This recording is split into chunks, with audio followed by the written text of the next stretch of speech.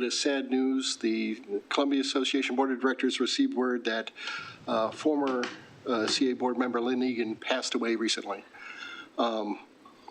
She served on the board for Town Center for many years, and prior to that, volunteered for decades in this community, raised a wonderful family. So if we could just take just a moment of silence to honor her passing. Thank you.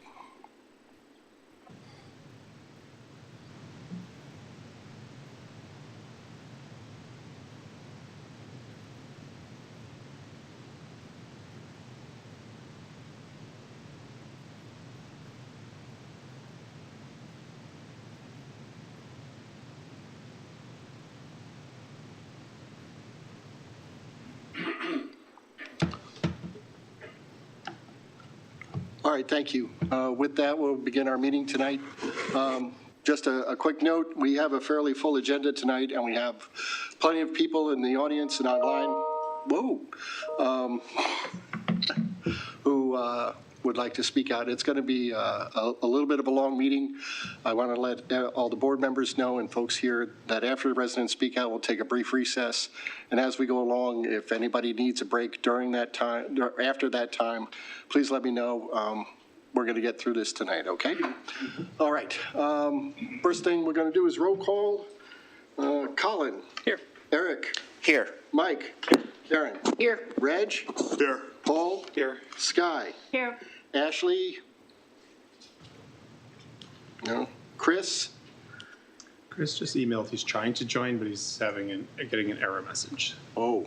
He's in, but he probably just has to be promoted to panel. Okay. Right.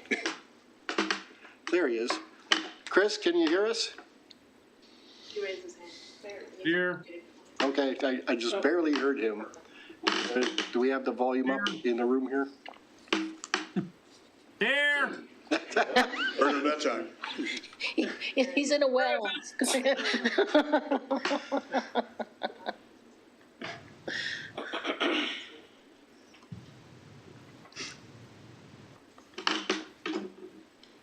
There it is. One more time, Chris. Here. That's reasonable. We'll work through it. All right. Thank you, Chris. Welcome to the group. Thank you. All right. Let's see.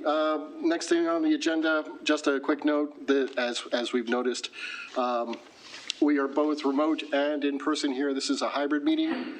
This meeting is being live streamed on YouTube right now and will be available for watching again on the YouTube system once we get a chance to upload it. So just be aware of that.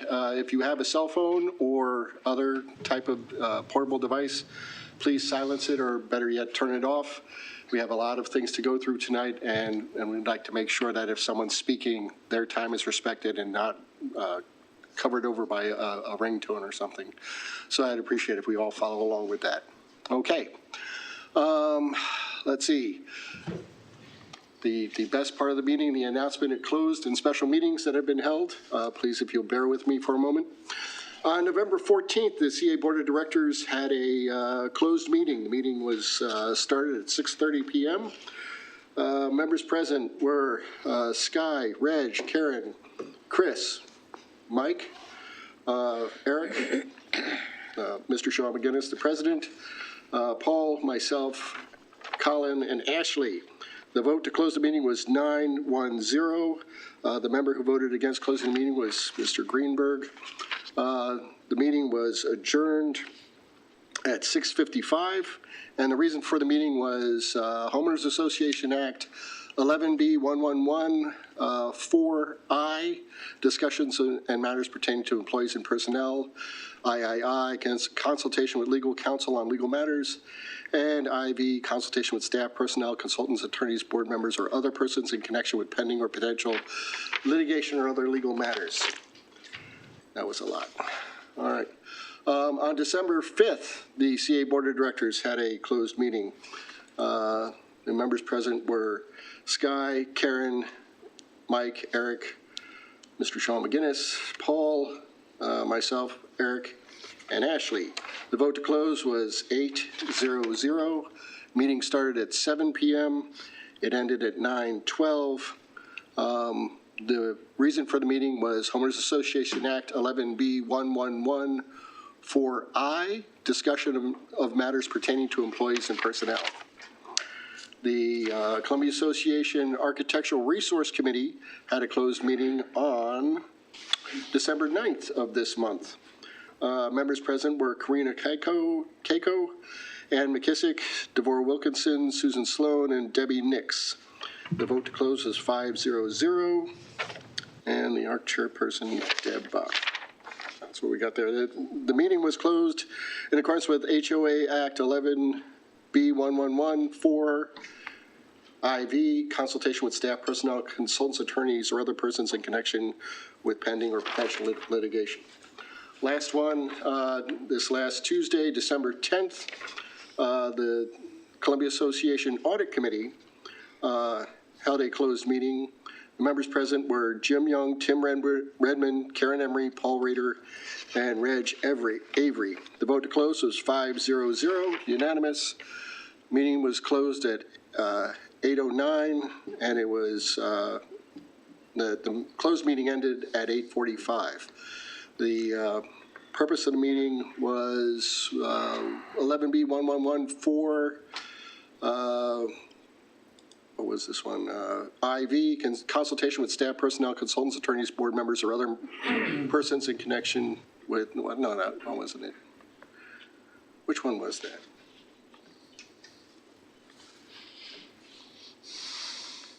I think.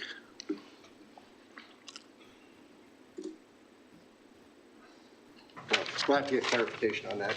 We'll update that one on the next meeting. All right. So my apologies for that, but we will get that corrected. Moving on, we are now at resident speak out. Point of order. Oh, I'm sorry, Columbia update. Approval of agenda. Approval of agenda. See, I got spun up here and now I'm just spiraling. So let's approve the agenda, get me back on track here. Do I have a motion to approve the agenda? So moved. Reg and Karen? All right. Here we go.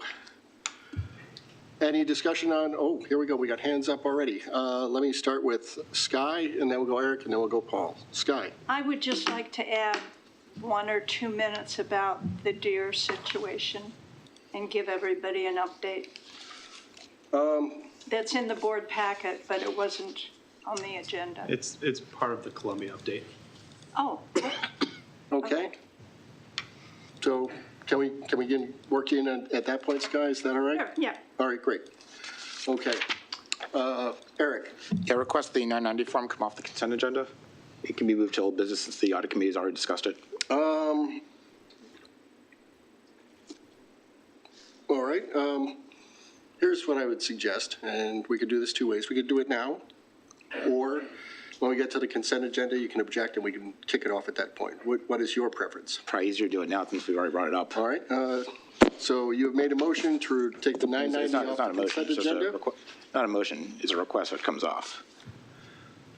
Okay. Well, if You don't need a motion and a vote. It just comes off. If somebody objects to the consent agenda, you just all want right. to take it off. All right. We will take it off of the consent agenda and we will put it under old business. These 990s are not new. Okay, so it'll be item 7, Echo, 7E. Okay. Good. Paul? Yeah, as a courtesy to the people, everyone visiting from Howard County DPZ, I would like to request that they move up their presentation after the consent agenda before we go over old business, knowing how long that will probably take and knowing that they're visiting. Second. Okay. All right, so Paul would like to move the agenda item for the Gateway Master Plan, and it's seconded by Mike. Any discussion on this at all? All right, well then, let's vote. Chris? Yes. Yes. I heard a yes. as Okay, well. all right. I'll take that. Yes. Sky? Yes. I heard that one. Sky says yes. Yes. Paul? Yes. Reg?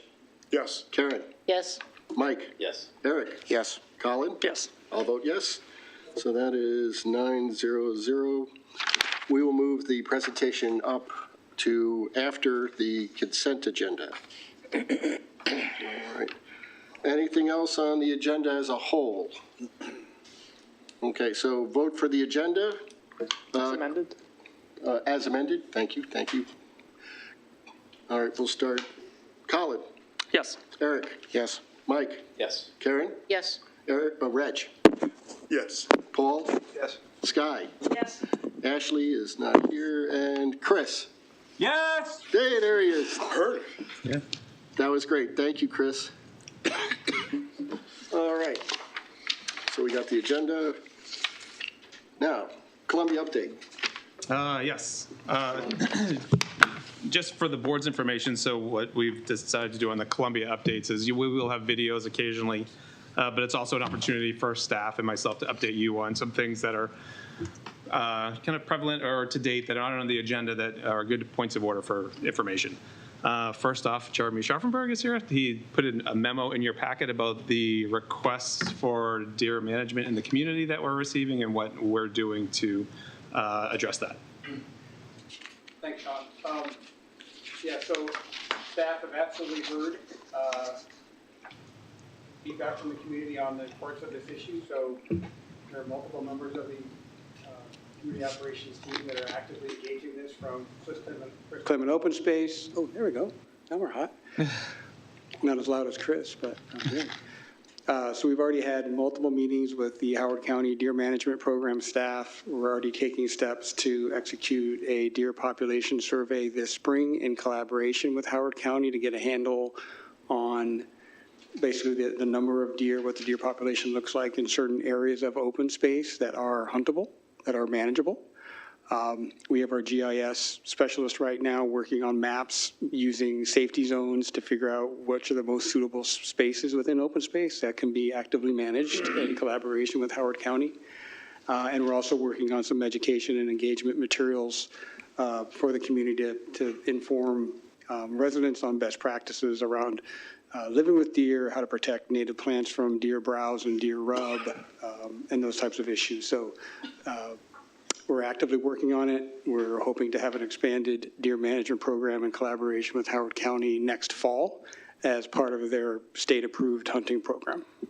So that's a quick update. Next, just, I think Sky wanted to give us just a brief update. I just wanted to say that the village of Hickory Ridge was very pleased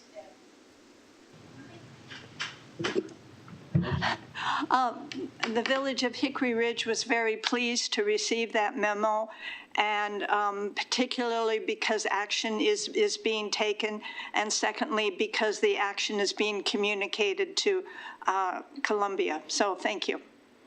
Thanks, Guy. No problem. Sorry. One other minor item. As you know, we've implemented the new CRM system. Part of that system allows for SMS opt-in or text opt-in. Some users may have received a text last night about opting in a generic text. That was a test that was not supposed to go out. So I just want to mention to people that just ignore that. And they had not a lot of information in there. So there will be a text message coming out in the future to all members just asking if they would like to opt in on text. So I just want to make that, in case people receive that, it was inadvertent. And then before we get to the videos, I'll talk through some of the videos, but the first one is about partnerships. And before it starts, I just want to say it's to round out the year, we wanted to put a spotlight on CA's partnerships with the community. As evidenced by the community quilt that was put together last year, we worked with dozens of organizations across the area because we believe and have seen firsthand that we are stronger and better together. Over the past year, we sat down with a number of those partners to talk about their work with CA and the value of partnerships overall. In this video, you'll hear from the head of Howard County Library System, the executive director of the Women's Giving Circle of Howard County, and the lead programmer behind the Meriwether Arts and Culture Commission, as well as the executive director of the Autism Society of Maryland. We have joined forces with the library in numerous ways, including Change-Inspired Courage Ignited, the Change-Inspired Courage Ignited event earlier this year, CA collected feminine hygiene products on behalf of the Women's Giving Circle. And not only do we work with MAC to expand our representation in Lakefront Alive programming, but also supported their residency program, which provides children in Columbia with enhanced access to the arts. And finally, you'll hear about the many ways we work with the Autism Society to make our programming across the board more accessible to people of all abilities.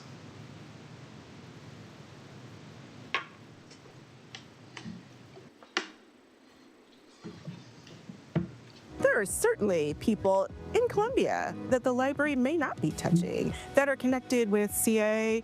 We're here to make sure we're reflecting community. We're here to make sure we're listening to community. Here to make sure we're engaging community, all of those things. And CA is in that same mindset, right, where we are community first and really community-led and driven. We have had a feminine hygiene product drive for the last couple of years. It affects women and female students frequently who cannot afford products, and sometimes students miss school because they cannot afford products that they need. And so we're very excited to be partnering with CA on that. And the way it works is that we are collecting both products and we are collecting money to give to our nonprofit partners who purchase products for their clients in need. CA and organizations like the Giving Circle are trying to make life better for people in our community. The Columbia Association Lakefront undoubtedly gives a home for making professional, free, accessible arts experiences possible. It's at the intersection of great space meets professional presentation and professional artists coming together. Our partnership with Lakefront Live really started with, like, how can we better serve our residents? How can we welcome people to the lakefront who haven't ordinarily felt as welcome to the lakefront? And to really take that approach is really important. Our diversity is such a strength in terms of our broad range of different cultures and people that come together at the lakefront. What Columbia Association really brings to the table is the ability to reach every neighbor and to ask them, what do you want to see? What is it that you value? And how can we align those in terms of making an annual celebration or series or whatever we can do to really make sure that we are providing residents with the experiences that they want to see and the way that they want to participate in. The Autism Society serves the autism community and the greater disability community. We've been working with CA for many years. We go and train over 300 lifeguards and pool managers about water safety, about autism, and how to work with the autism community. That's expanded over the years. We've done trainings for CA water instructors, for the swim team coaches, and most recently, which was very fun for us, pickleball and tennis instructors. It's an opportunity to be more inclusive and welcoming to the greater community, which is what I think CA wants to do. Trees are great for the environment.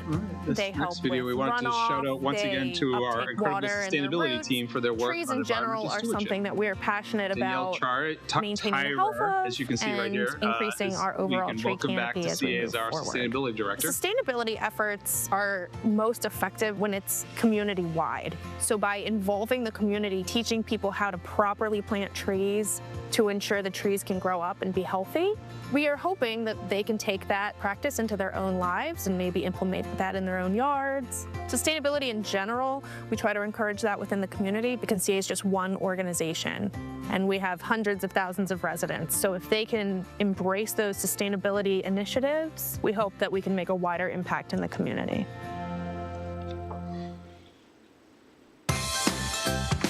Finally, if you haven't gotten a chance to head down to see the 5 Miles of Lights the open space team is strung up around the lakefront, here's a little video to show you all what that looks like. We're working with Downtown Columbia Partnership again to host Festive Fridays with our first event taking place this past Friday. So if you can bear the cold and come down and enjoy, it's a great event.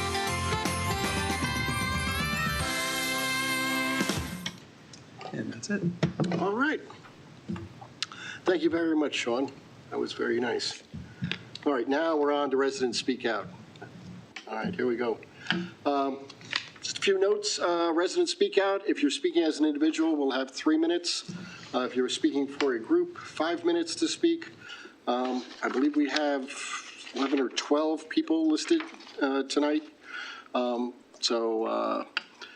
As we get down close to the time coming out, we'll try and ask you to wrap up your thoughts.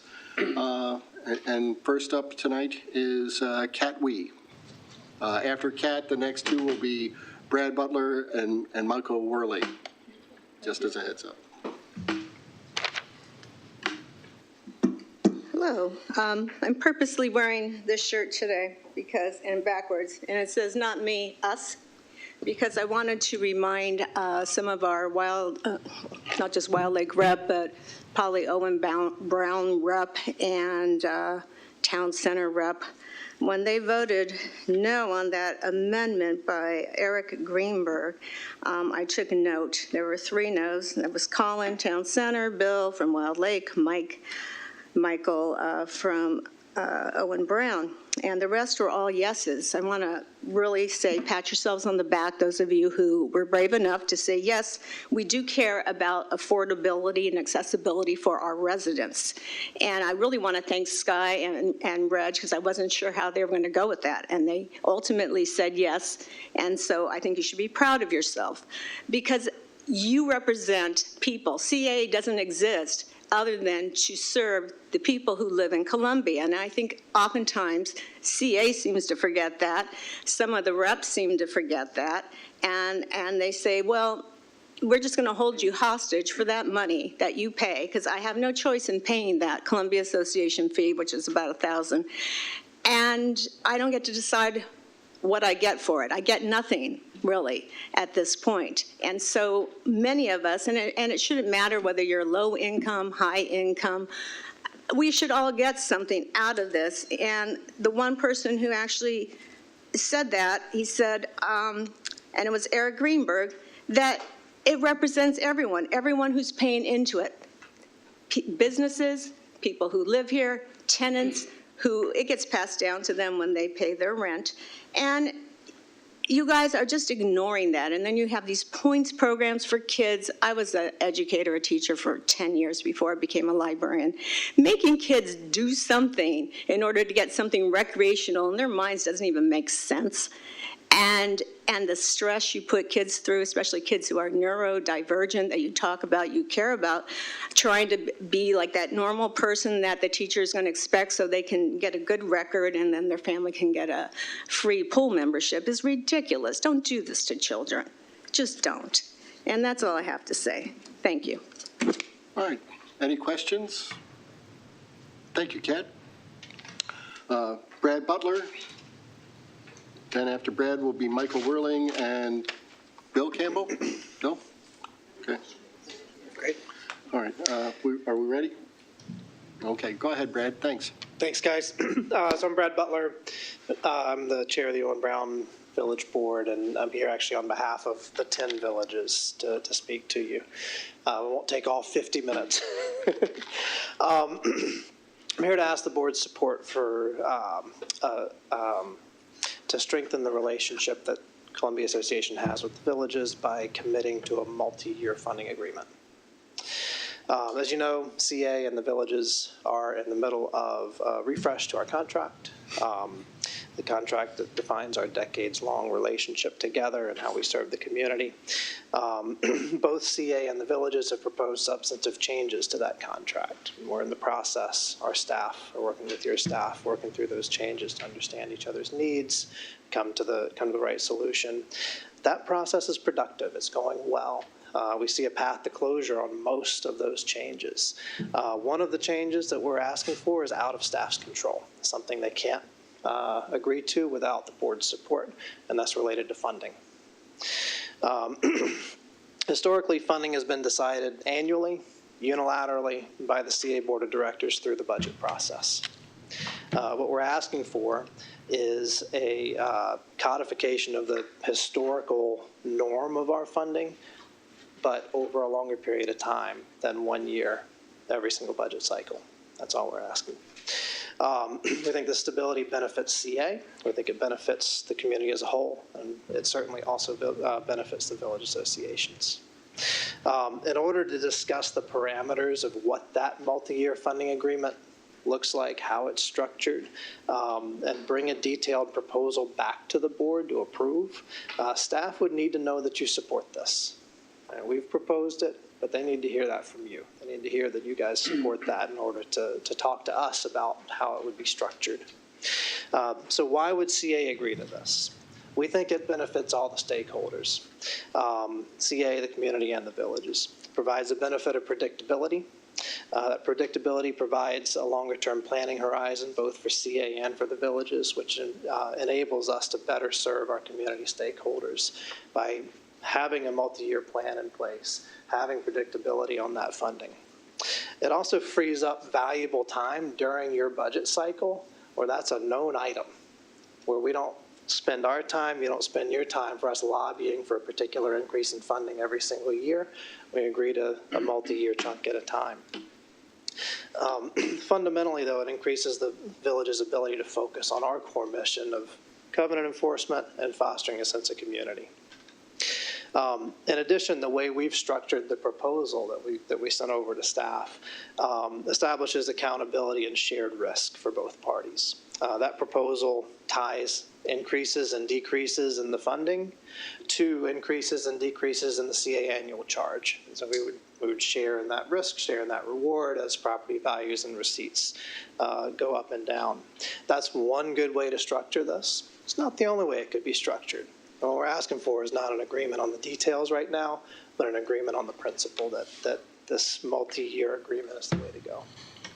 Long-term contracts are the norm for complex recurring agreements like this one, and including the funding commitment in the contract is the norm for long-term agreements like this one.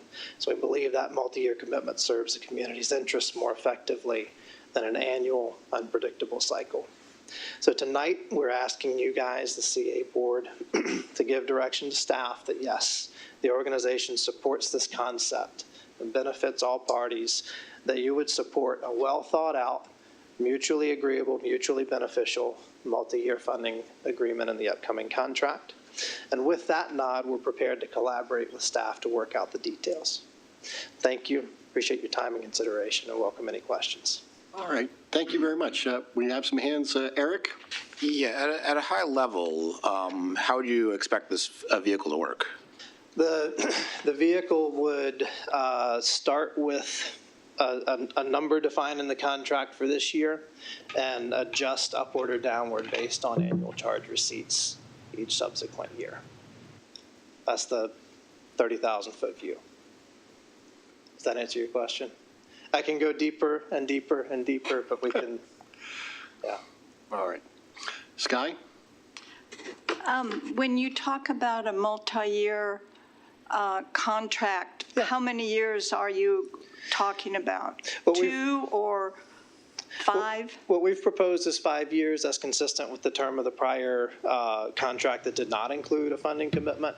Again, we are here to sit down at the table, work out the right term. If you're supportive of the concept, but 5 years is too much, we're here to talk through that. Okay. Karen?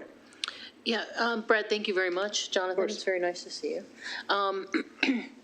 Would each of the villages get the same amount?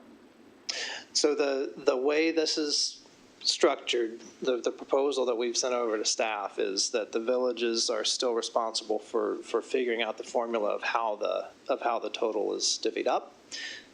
But again, that's kind of a downstream step of, are we deciding on funding every single year during the budget cycle, or are we deciding on a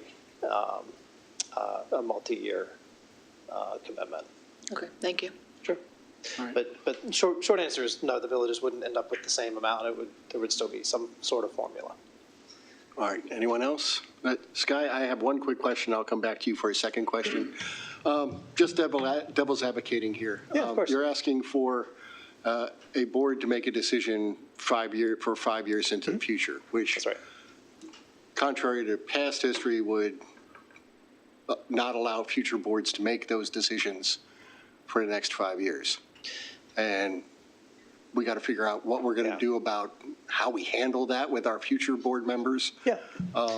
Do you have any ideas? Because I don't know if this is right or wrong. I was just exploring that. Of course, it constrains the organization's funds for a longer period than one budget cycle, right? And as does a contract with, say, an executive staff member, as does a contract with, say, a software vendor that's multiple years, right? So that's a norm for a long-term structured contract like that.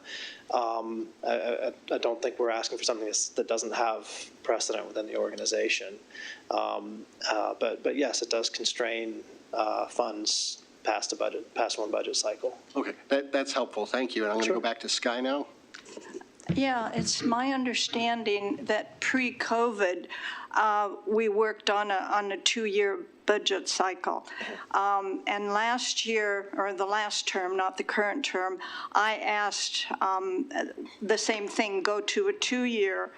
And then in the odd years, there would be slight modifications if necessary. Would you be willing to start out with a 2-year budget cycle with modifications in the middle year? I mean, I think if our proposal is 5 and you come back and say we can't do 5 but we can do 2, I think we're getting somewhere, right? We're making progress toward a compromise. I'm not in a position to commit to that on behalf of the 10 villages tonight, but I think that's the process of compromise for sure. All right. Reg. There we go. So one just really simple questions here. Sure. The first one is, when does the current contract expire? The current contract expired 8-9 months ago. We signed a 1-year extension to buy time to when does that negotiate. That expires April 30th. All right, so you're currently in the middle of negotiations for this new contract. Is that correct? And if it does not go the way you're hoping, and are we settled with the way it was, or going to go back to the negotiation tables and see if we can bang out something else? I mean, I think that, so this is a set of goals that the villages have articulated for several years. This set of goals, I mean, I know Owen Brown has been articulating this for at least 5 years now. Our relationship is 50 years old, and we think this is a positive change. If we're able to get there by April 30th, I think we have plenty of runway to get there by April 30th, then I think we've won. If we don't get there by April 30th, a 50-year relationship doesn't come to an end. Right. We will carry forward somehow, some way. I mean, that's what happened last year, right? CA was not prepared to negotiate the contract because of the change in leadership a year ago. So CA asked the villages to extend it on the prior terms for a year. That wasn't the village's preference, but we agreed to that a year ago. If that's what happens again, then I mean, we have a 50-year history. We're looking at a long-term improvement and strengthening of the relationship here, not a short-term win. Okay, thank you. All right, sure thing. Okay. All right. Well, thank you very much. And thank you to all the other village representatives that are here, too. Thanks so much. Thanks, Bill. Thanks, guys. All right. Up next, Michael, then Bill Campbell, and then Kate Riley.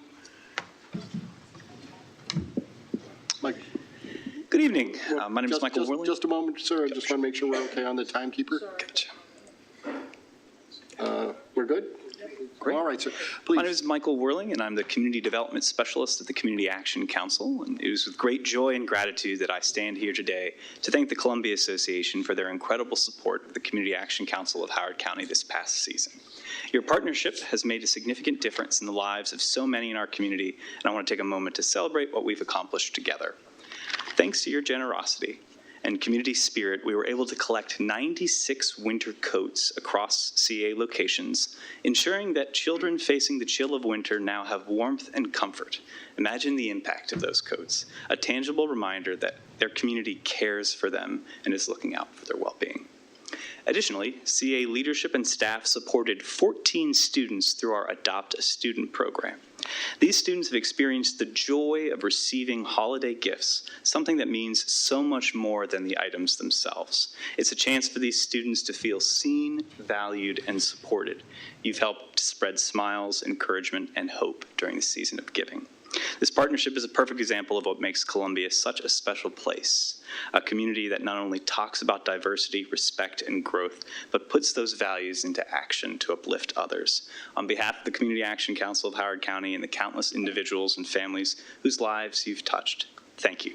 Thank you for your generosity, your vision, and your commitment to making Columbia a place where everyone can thrive. Thank you all. Very good. Do we have any questions? Thank you for bringing that to us tonight. Yeah, thank you for the partnership. Much appreciated. Okay. Mr. Bill Campbell, then Kate Riley, and Sharon Boyes. Good evening. I'd like to make a slight detour. I'd like to support Mr. Butler's proposal. And if the board is concerned about committing to a long-term agreement with the villages, I suggest that they look at a couple of things. You can have a one-year contract with 4 option years.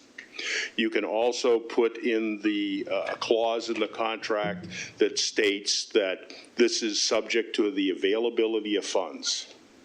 That protects the Columbia Association, but it gives them a chance to plan over a longer period of time. Now, my nickel, although I was disappointed that I didn't get much support for pools and swimming at no additional cost for residents, I was pleased to hear that in your 2026 proposed budget, there would be some provision in there that gave an additional benefit to residents. I've read the documents that are online. I don't see any of it. I also thought that there were going to be different levels or different versions of the document. I didn't see that at all. So the reason I'm here tonight is, am I wrong? Was there some benefit that was in there that I didn't see? Or am I correct? And the budget didn't follow the direction that the board gave CA. I also, in looking at the proposed budget, would like to comment on budget transparency. That is, you understand what you're getting. And when I look at your capital budget, I'm confused. Most capital budgets, I've been a CFO for 16 years, and I've been an auditor for 9. I don't see very much transparency. That usually in a capital budget, you have a specific project, and you have details on that project, and reference to documents that show the schedule, the cost, and so forth. I don't see that. So what it looks like is, particularly Category 3, is a wish list, or, to be unkind, a slush fund. And my feeling is, if you're going to have reserves that are not specifically identified for a particular project, it goes into a reserve fund, a president's reserve fund, with the $3 million you've already put in. So it's in one location, it's transparent, it can be observed, it can be managed. Bad companies, and I've had to rescue a couple, like Amtrak, have money all over the place in little pockets. When I went to Amtrak, I found $300 million in little reserves all over the company for a company that's been in business since 1971 and has never made a profit. So I'd like you to avoid that. That's my pitch. Please do something about making the budget more transparent, and please do something to give the residents more value for the money they're providing. Thank you. Okay, do we have any questions for Mr. Campbell? Eric? Yeah, so you mentioned Category 3 and transparency. Would it help for transparency if the board and the community got a list of projects that would go under Category 3 that would add up to $4.461 million? Would that be what you'd be? I don't want to tell you guys how to do your business. I just looked at it, and it was kind of I said, these are rather broad categories. They're more like a wish list. It's not what I'm used to. I've been managing large budgets for 50 years. And I look at this and I say, gee, I can't think of exactly the project. And it looks like these categories, some things you have go across years. They're a multi-year thing. You might start a project in one fiscal year and carry over to the next fiscal year. There ought to be some link documentation that shows, look, the ice rink. I used to coach hockey at Oakland Mills High School. That concrete slab has been there for at least 50 years. It might need to be replaced. That could easily cover more than one fiscal year. So what you'd want to do is you'd want to have some link that shows not only what you're spending this year, but what the total cost is going to be and what the total schedule is going to be. You know, you're a big business. You ought to manage like a big business. That's all I have to say about it. Thanks. All right, Mr. Campbell, I'll get to you in just a second. Sorry, Mike. Just for clarification, when you're talking about the budget, which are you talking about what we discussed at our last meeting, or? Well, you mean, well, I'm a little confused. Do you mean the part about having a better deal for the residents, or are you talking about what's in the capital budget? What's in the capital budget? Okay.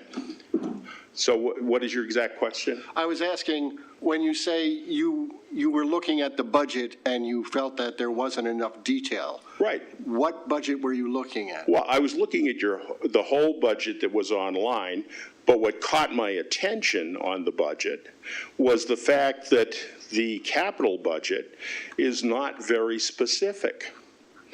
It looks, particularly in category 3, 1 wasn't too bad, 2 was okay, but 3 really stuck out as, this is just a wish list. And if you don't have solid projects to put in the budget, it ought to be kept in reserve. That doesn't mean you can't do that work. It just means that you'd have to come back and have a discussion on exactly what work. Some things are going to occur.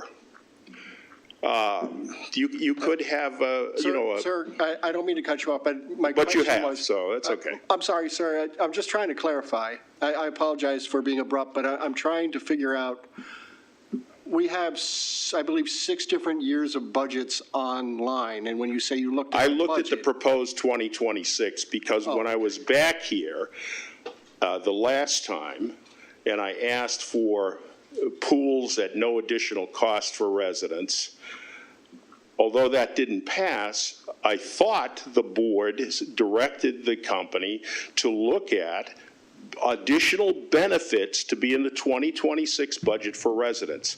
I don't find it. Am I missing something? All right. Mike? Yes, you're missing it, Bill. If you look at page 3 of the budget workbook, the very first, that's the major operating assumptions. If you look at the very first bullet in there, it says exploring new resident membership, affordability, accessibility opportunities, so on, so on, so on. So yeah, I don't think the intent is to put it in the budget for next year, but to look at. I did read that. I was underwhelmed. Okay. To be polite, I was underwhelmed. And just for a final clarification, what we discussed at our last meeting was not even a first cut of a budget. The preliminary or the rough draft of our budget will come out next month, which should have somewhat more detail. I can't explain exactly what the detail on it will be, but we'll have more detail in it than what was talked about last month. It's an evolving scenario. I'll read it with rapt attention. As an old budgeteer, we refer to budgets as nerd porn. Well, thank you for that, sir. All right. Next up, Kate Riley, then Sharon Boyes, and Sarah Kellett, I believe.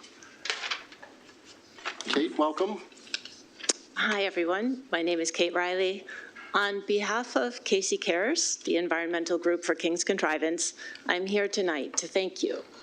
You listened to us, you reached out to us, and you supported us when we asked you to address an urgent environmental issue and to please consider implementing deer management on Columbia Association property.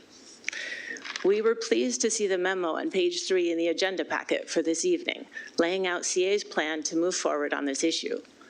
We're excited to see that the upcoming infrared deer population survey will for the first time include CA property in its count.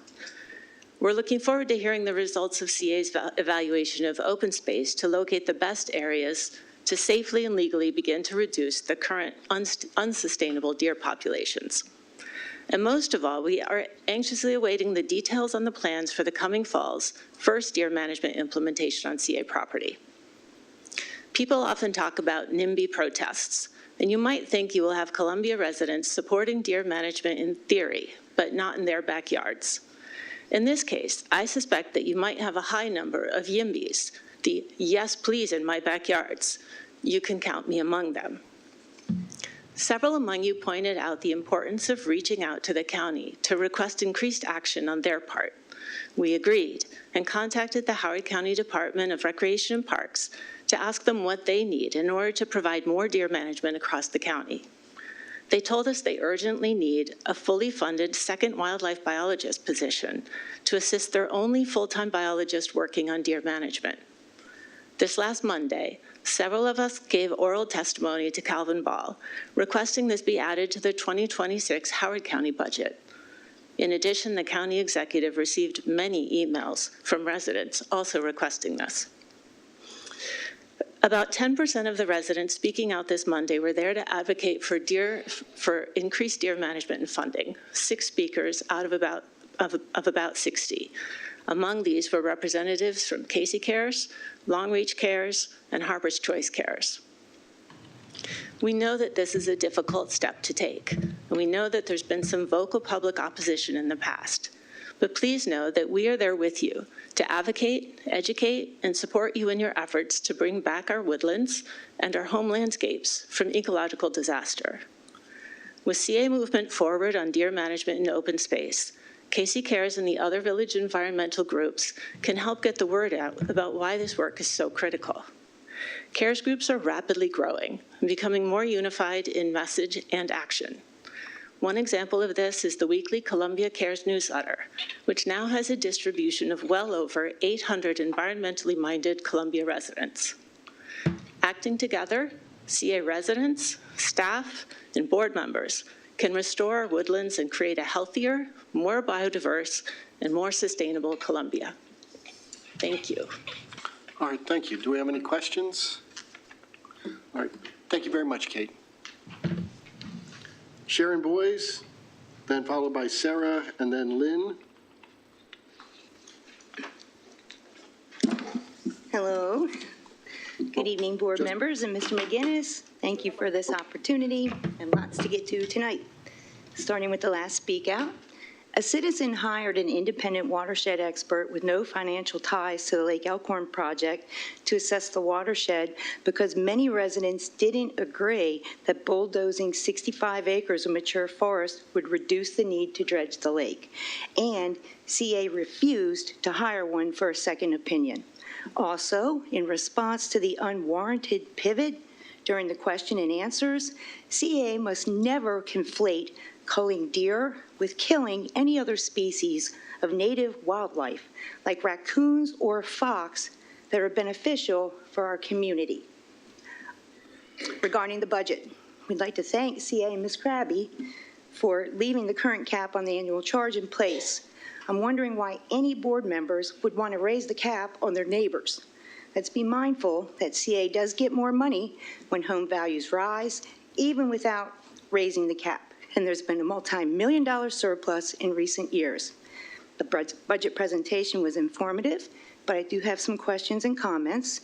First, on the bridges and pathways. If you're looking for ways to reduce the 11% increase in the budget this year, the new bridges are very unpopular. They're expensive, and they're being done in series, seemingly based more on convenience over true necessity. CA really should do some research on new pervious paving substrates before you repave any more bike paths or parking lots with asphalt next year. Put the money into research pavers and bioretentions in the parking lots instead. I've asked CA why they're spending approximately $1 million a year on tree removal and pruning at the same time we're paying to plant new trees. We should reduce all spending on tree removal in this budget and limit it to emergencies only until the new natural resources plan has been developed. I also noticed that there are several line items with very round figures and no real details that I can find. The budget lists money for Columbia-wide water quality improvements, watershed improvement projects, watershed stabilization, which can also be code for stream restoration, and it lists the very round figure of $1 million to dredge Lake Kinnamacundy. But where did these figures come from? Why don't they break out which specific projects they are funding? Is there still a watershed committee, and where can we find a list of these projects? Also, how can these projects align with the new watershed management plan that hasn't been developed yet? Shouldn't we hold off until there is an updated plan in place? Here's why we deserve to know answers to this. It's twofold. First, let's talk about the money. Let's just say, for example, that Open Space asked for $400K for watershed improvement projects last year. But without providing a list of projects, perhaps they only spent $100K. But now in this budget, they asked for $400K again, because that's what they got before. Now they have $700K and no breakdown of projects, and the pot just steadily builds. Who is holding Open Space accountable for how the money was spent? And are there large stashes of money left over here and there? How do we know? Would this leftover money possibly be enough to invest in dredging equipment? Second is the trust factor. If there are any messages you should take away from my years of speaking out, it's that we don't want any more environmentally destructive projects in our community. We don't want to be greenwashed, and we want to know what's going on with an opportunity to comment on projects before it's too late to make a difference. It's hard to express how extremely disappointed I was to learn that there's a modification request in for the Longfellow Stream from someone other than CA. So I'm asking, in the name of trust, transparency, and inclusion, could you please share what is happening with the Longfellow Creek and provide a breakdown of the projects that you are asking for money for in the budget tonight, and provide us a detailed list before the next board meeting for review before the budget has been finalized. Thank you in advance. In closing, I'll leave you this from the Fox's foray. A fox jumped out one winter's night and begged the moon to give him light, for he'd had many miles to trot that night before he reached his den. Whether your den is in Columbia or you're trotting many miles to celebrate the holidays with family and friends, I wish you a fun, safe holiday season and very best wishes for the new year. Sharon, thank you very much. I believe Karen has a question for you. Oh, sorry, Eric. Yeah, sorry, your poem made me forget what I was going to ask. Okay, so modification request. Yeah. What do you know about the modification request and who filed it? Well, I'd like to know what CA knows about it. Me too. Yeah. Does anybody want to share what they know before I share what I know? I know you guys had a meeting, right? Tight lips. Sharon? Is there a reason why we can't know what's going on with our creek? Sharon, Yeah. could you answer Karen's question, please? You want to know what I know about it? Yes, please, Sharon.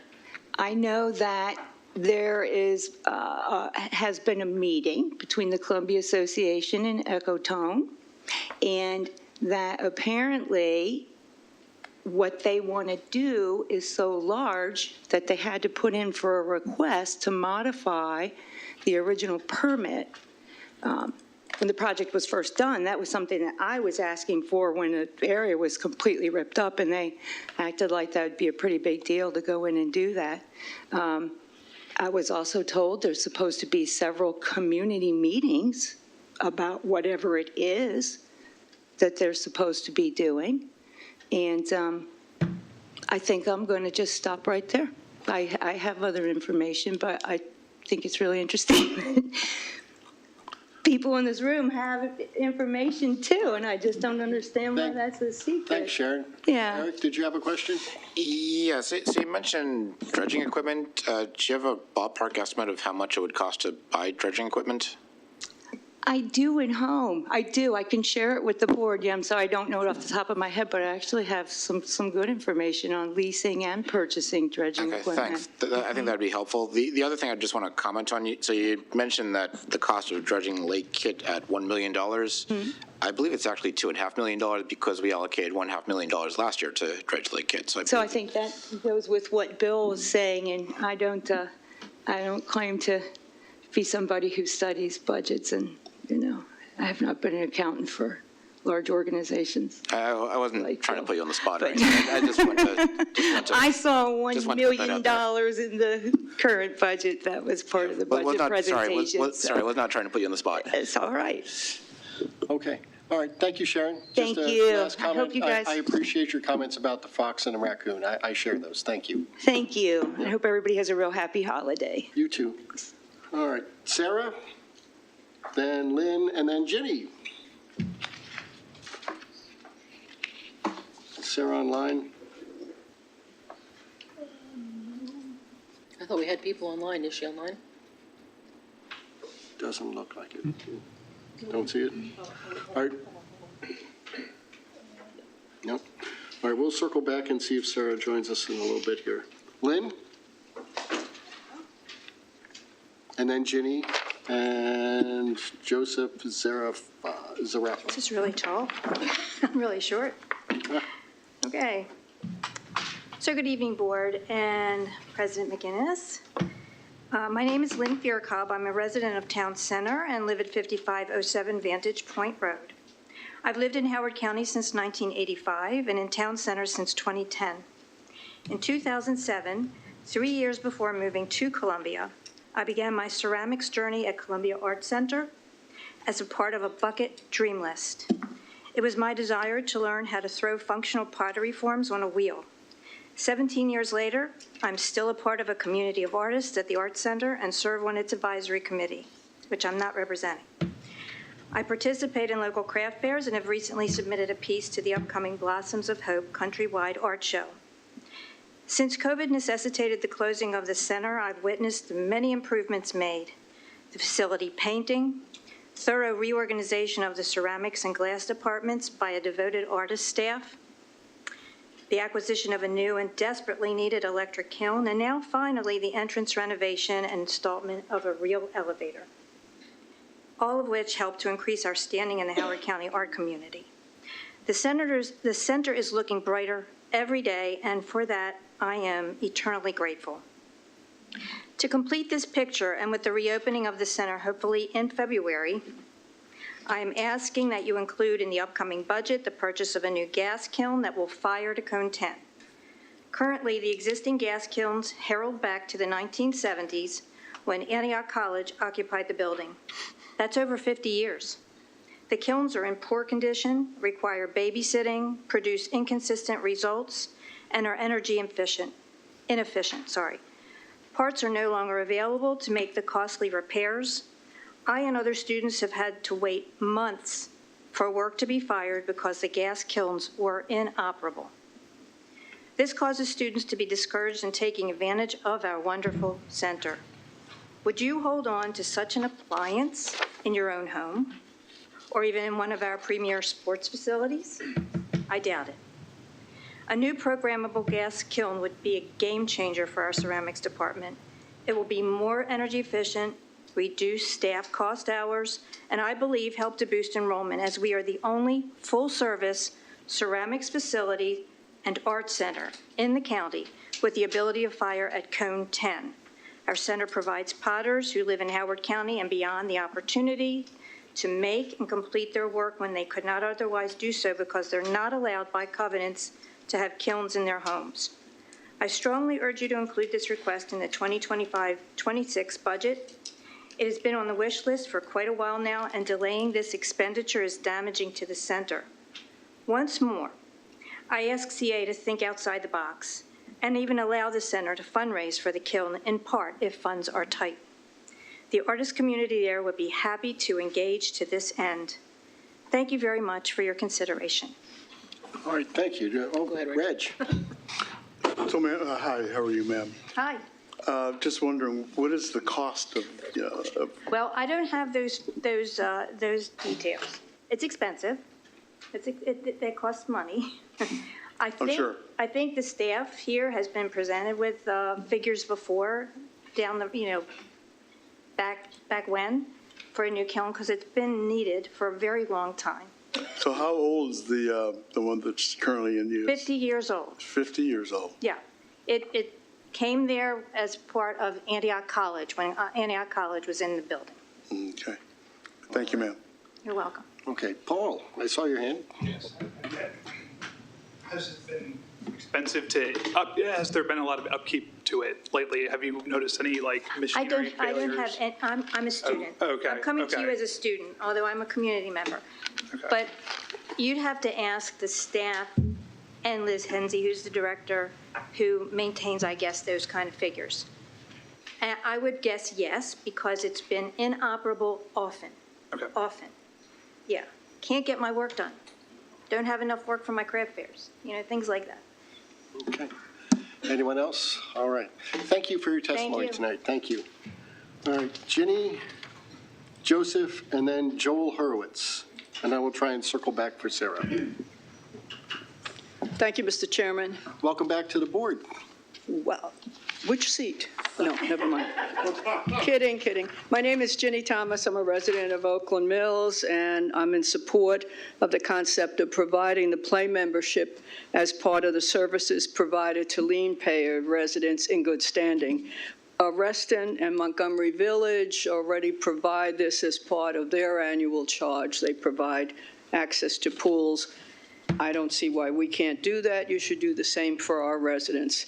So how are you going to fund it? I have a couple of ideas. One is the grant that I understand is in the budget for $125,000. I have no idea of how that got in there and why it's there, what the purpose is.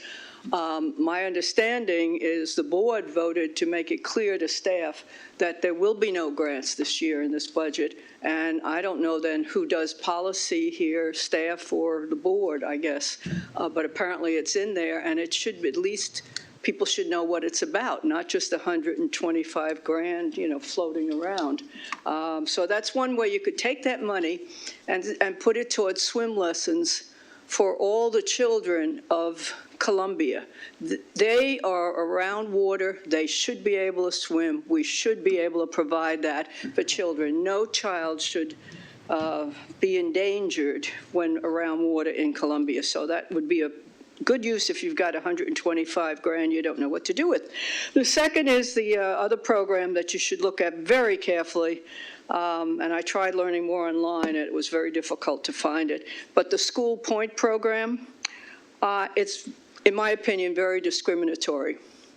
And I can get into that more if you'd like to talk about it, but that's a program that you could be providing services for everyone, not just for a few people, and discriminating against a lot of other people. The other thing is Columbia residents pay twice, and I know I've talked about this before and asked for information from our staff when I was on the board, but Columbia residents pay for all the capital budget, CA capital budget, and the operating costs of a lot of facilities that are the same as what the county provides for parks and recreation. And the 50-plus community has a gym, 50-plus senior building has a gym. They have community centers, Glenwood, Ellicott City has a pool, North Laurel has 2 pools, and people can go there. And yet our residents have to pay for that, plus the services, plus they subsidize people that are in need with the county, and we're paying for all that funding, and yet we subsidize people with our lien money to help them be able to use our services. I think this is wrong. We need to get to the point where the county takes on more responsibility, and I was always advocating for at least they help with fund our people that need subsidies. I think it was $1 million when I was on the board, and then there's other funding process. So basically we need to have look at all residents in the county should be equal. And Ginny, if you could just wrap that up. yeah, and well, I'm saying CA residents, lien payers should not be discriminated against. All right. Questions? I see Sky and Karen. Yeah, you've been talking about the play membership. Are you also talking about the play part of the Fit and Play membership and the play part of the golf and Fit and Play membership, or just the play membership? I am talking about the play membership, and that most people, I think, that sign up for that really want the outdoor pools and the swim center. I'll give you an example. Seniors. So you're talking about only the play membership? That's what not I said. the- That's what I said, okay. right. Thank you. Which, by the way, is not exactly a help to seniors or individuals with disabilities to have the skateboard park and the ice That- skating rink. That's okay, you've answered my question, thank you.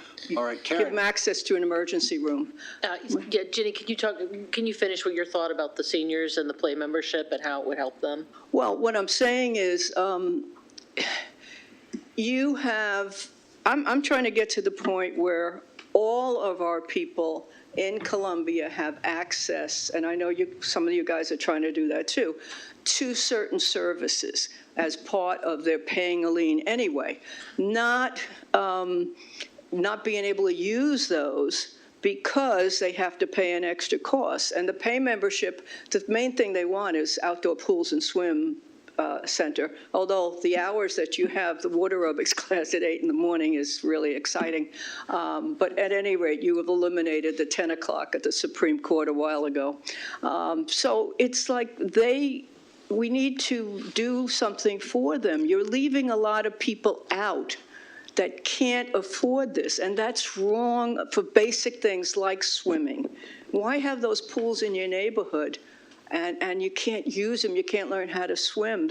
You should be able to swim if you live in Columbia. You should be safe. Okay. And seniors really don't need those other things. As I say, it's dangerous.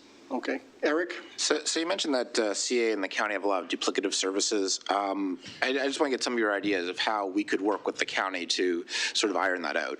Yeah, well, what I was trying to get is the exact figure a couple of years ago when I was on the board, and I never got how much the county is actually paying for subsidies for people in, say, just parks and recreation, that type of facilities that could be compared to what CA does. So if you just use that aspect of the county subsidy, why are we paying taxes to support that? And then we are paying from our CA lien to support our people. Our people should also get that subsidy from the county. So that would be one thing where you say to the county, like you said for the bus transportation, you eliminated that. CA, when it was first started, it built a library in Wild Lake. It built a fire station in Wild Lake. Why? Because Rouse wanted to sell houses. Built a lot of things that they had no business really doing as a developer. But it's understandable why that happened. But now we're at the point where the county is competing with a lot of things, and we are paying for that, and we're also paying for our people to be subsidized. It's not fair. It makes absolutely no sense. So that would be one thing I would go with the county executive and saying, we're not going to continue this. If you need to take it over like you did the buses and other things that the county took over. All right, Jenny, I just want to ask, you identified $125,000 in the budget, which could be used towards a transition. Could be used for what, I'm sorry? I'm just paraphrasing what you said. I want to make sure I've got that clear. You said $125,000 towards offsetting the expense of running the pools. No, I said swim lessons. Oh, swim lessons. Yeah, I don't think it would run a pool. Yeah, because you know this. It's like $9 million to run the pools. We need to come up with $9 million in order to make them accessible to everybody. No, I disagree. I need to find out where we can find that. I disagree, respectfully disagree. First of all, you're not eliminating, you're just talking about the play membership being part of this. You're not talking about the fitness and all the others. And furthermore, you subsidize everything that CA does, everything. So. No. And the 125, my point with that is, it's just there as a grant. It makes no sense to me. Who's getting special treatment when the board said no grants? Suddenly 125 is appearing. There's been no discussion that I'm aware of in a public meeting, so it's not transparent. But we subsidize everything. And the other thing with these programs that you are not meeting the needs of many families. And if you want to go into the school one alone, you're not meeting the needs of people that go to non-public schools. You're not meeting the needs in the School Point program of homeschool kids. So you've got a and there's one where, based on districting, Swansfield goes to Clarksville Elementary School because of the redistricting. The Clarksville isn't in the program. So kids that really probably need the Point program, your program isn't making sense anymore. You need to look at it and take that money, and that will save you some money for the other thing. But this way, you meet the needs of everybody. You don't discriminate. Yeah, okay. Thank you very much. Wait a minute, I've got. Reg? Okay, thank you. So you mentioned several places that did not charge in their assessment. Was one of those, what was the list again? Preston and Montgomery Village, it's included, the pools are included in the annual charge. And that's all I'm saying here is we should do the same thing. And then you meet on a level playing field all of our lien payers that are in good standing. That's just the fair way, not I'm going to take care of you, but you're just as poor, but you're going to non-public school and you're being homeschooled. We're not going to take care of you and then the family. We're discriminating against. I don't think the board really understands or looked at this program carefully. So the follow-on to that is those that you mentioned, are they having financial difficulties because the polls are part of the, If they are, they're not publicizing it. I'm not aware of it. How could you? No, it's in part of their annual charge. I understand. And I'm not recommending you have any need at CA to raise your annual charge or your cap. Well, I wouldn't ask because you have a surplus, I know. Yeah. Thank you. Okay, thank you. All right, Joseph? Okay.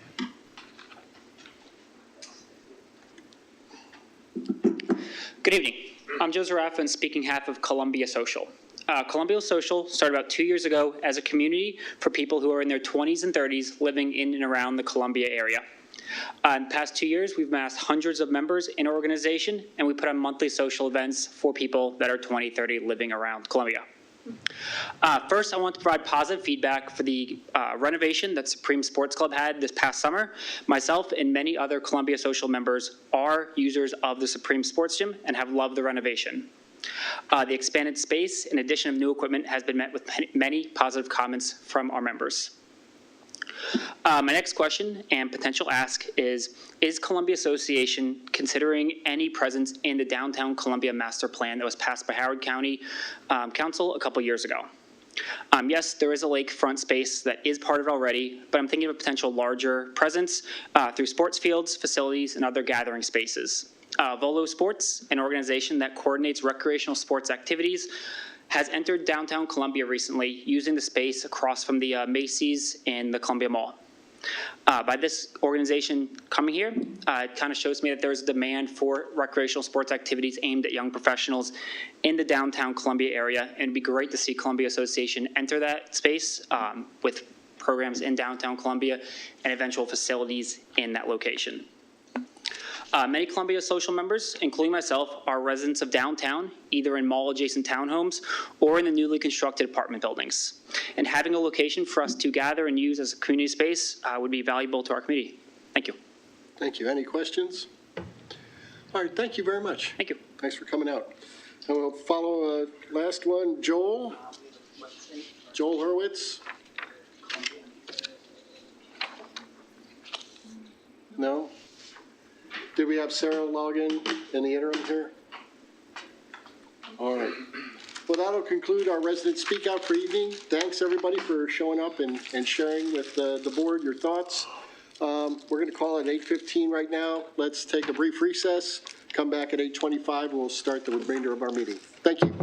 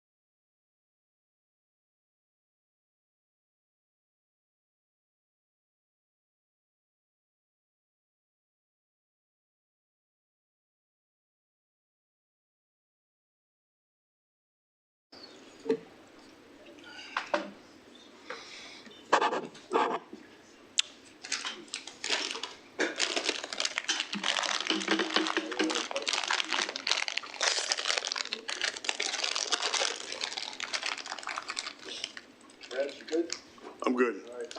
Chris, you with us? Yes, sir. All right, thank you. Can you hear me loudly now or no? Yeah, it's kind of comfortable. Thank you.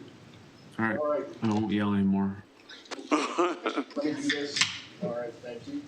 We're going to get to our friends from the county here in just a moment. Yeah, I need one piece of business to be done. Next item on our agenda is the amended consent agenda. Is there any objection to the amended consent agenda? All right, so no objection. The consent agenda is approved. Moving on. Gateway Master Plan. Our friends from the Department of Planning and Zoning. Hit your microphone, Bill. All right, thank you. Sorry about that. Thanks, Chris. I think our slide deck's coming up. So sound check. Can everyone hear me okay? All right. Yes. Excellent. Perfect, thank you. All right. Are we ready to go?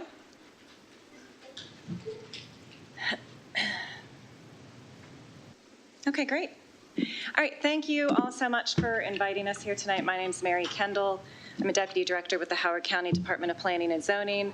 I'm joined by Kate Bollinger. She is a Planning Supervisor within our department, and she is the Project Manager for the Gateway Master Planning effort. And tonight I'm happy to share with you a brief presentation, hopefully it's brief, about where we are within the Gateway Master Planning process. So the first slide is a picture of our project timeline. So we kicked off the Gateway Master Planning process back in January, so it's been about 1 year. Since then, we've been working with our consultants to evaluate the market demand and our site conditions. We have developed some preliminary site concepts and also presented a few master plan options at a public meeting in early fall.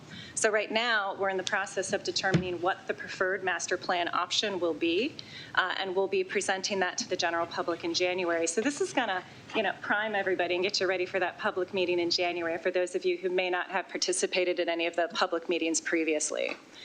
So then once we present that preferred option to the public, then we'll work on developing the actual text of the master plan, and then we'll be taking that to council through its adoption process sometime in late spring, early summer next year. All right, so what is the goal of the master plan? So overall, what we're trying to do is develop a comprehensive, actionable roadmap that will guide Gateway's long-term transformation as a new innovation district. So what is an innovation district? We think of it as a place for new research and ideas, but it's also a place that is dynamic, mixed use, and a destination in the region. And I'm gonna dig in on what all of that means. There are various elements that we're going to be looking at and including in the master plan. So of course, first and foremost is innovation. So what does that mean in the context of a master plan? Well, we want to try to think about what are the niche industries, right, that might be attracted to Gateway or already in Gateway, such as cybersecurity. And we're also trying to attract, say, an academic partner, right, to work with us on the programming aspect and collaborate with us on various aspects that will help cultivate and grow an innovation district. And then there's an economic development component to the master plan. This is all about, well, how do we stimulate a local economy within Gateway? Well, we certainly want to see a mixed-use place. We want to bring more retail to the area. Of course, continue to support the existing office, create opportunities for supporting industrial within the innovation district, and really look at more opportunities for entrepreneurship. Housing. Currently, Gateway doesn't have any housing, but as we are trying to make this a mixed-use community, we do want to consider, well, how do we create more opportunities for housing, and especially affordable housing, and what are called missing middle housing types. And we're thinking that within Gateway, the types of housing we'd likely see would be multifamily housing, and then potentially opportunities for stacked townhomes. This master plan is also going to look at things like development phasing. So there's going to be a lot of public infrastructure improvements that will need to occur to realize this mixed-use vision. So how do we phase that public infrastructure? Because you can't do it all at once. It's pretty costly. Then there's another component. We really want the future development in Gateway to be environmentally friendly and sustainable. So we're thinking about things like, how do we be more energy independent? How do we ensure that all of our stormwater management is exceeding best practices, or at least meeting best practices? And what are some opportunities for new sustainability measures, such as gray water reuse, right, and green design? And then they're going to be talking about, well, how do we create a really cool environment? So what is the urban design of this place? What is the built form? And there's going to be a lot of discussion in this master plan about the public realm. And I know in a place like Columbia, that's a really, really important character. That's a character element here in Columbia. So how are we creating the there through urban design and built form? And then, of course, public facilities, right? That's really, really important here in Howard County. So we're going to be creating opportunities for residential uses. So we do have to think about what are the public facilities that are needed to, as we grow and develop, such as schools, public safety, and other aspects. And then transportation. So how do you get into the site? Not only from within your vehicle while you're driving, but also if you're a pedestrian or you want to ride your bike there. So those are also some pretty critical elements that we're thinking of as we develop this master plan. So the master plan does build on the HOCO by Design. That's the county's general plan. All right, show of hands. How many of you are familiar with HOCO by Design? Perfect. That's great. Yeah, so that's the county's general plan. It sets the long-range vision for growth, development, and land use over a 20-year period in the county as a whole. The general plan identified Gateway as a regional activity center. That means that that is one of the places that will be a major hub for employment, entertainment, and innovation. It's a major growth opportunity. So that's why we have to go through this master planning process specific for Gateway. So this just talks a little bit about the difference between a general plan and a master plan. So a general plan, it is a high-level policy document that generally broadly sets the vision for growth, development, and land use in the county over a 20-year period and identifies areas targeted for growth. Gateway is one of those areas targeted for significant growth over the next 30 years, 20 to 30 years. Now, the general plan, it is policy-driven, and we're really trying to look at, for Gateway and a master plan, what is the market demand. So we're really trying to get a little bit more specific and targeted within a geography versus looking at a growth and development plan that's county-wide. Fingers crossed, the Gateway Master Plan will only be a 1.5-year process, unlike the general plan, which was about a 3-year process. A general plan, that's a document we update once every 10 years. And then a master plan, ideally it's completed once, but there could be opportunities for amending master plans in the future.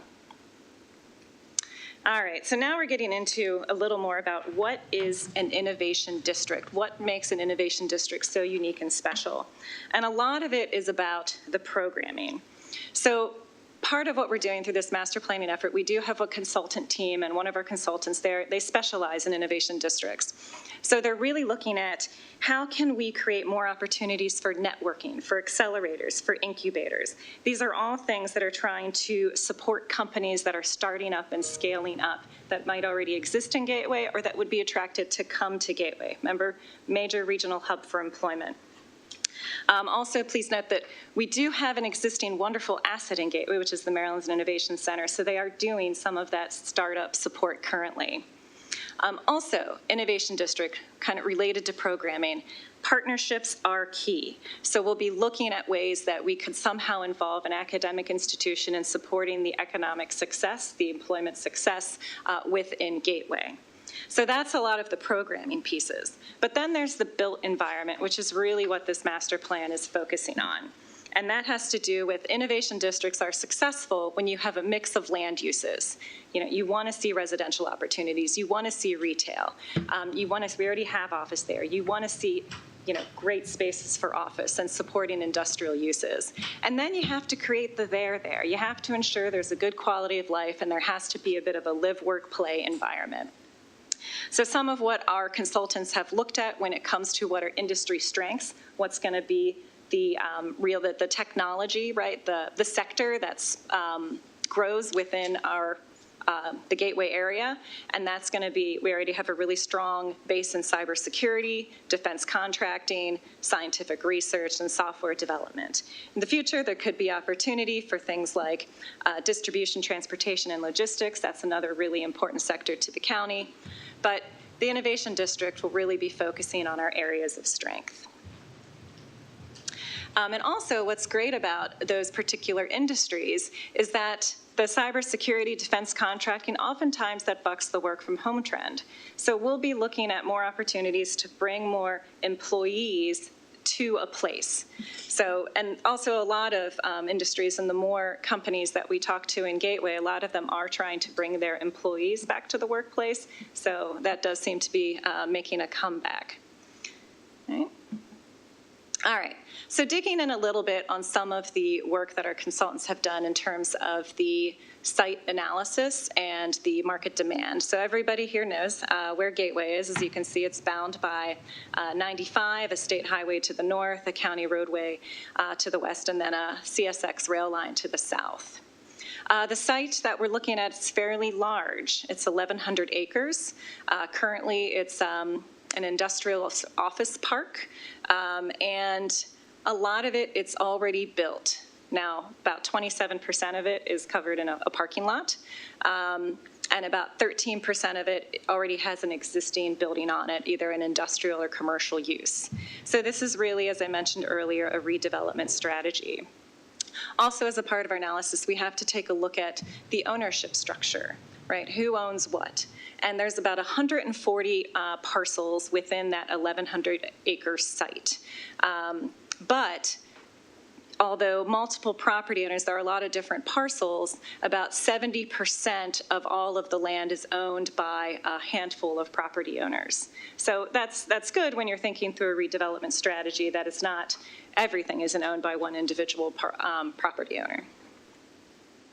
So I mentioned earlier, part of what helps inform the future vision for to redevelop an area, you have to take a look at the market demand. Now, this isn't saying this is necessarily what will be built here, but this is what the consultants say is the demand for those to potentially come to Gateway. So in terms of residential uses, we could see up to anywhere from 4,500 to 6,600 multifamily units over the course of 30 years. Remember, it's a 30-year plan.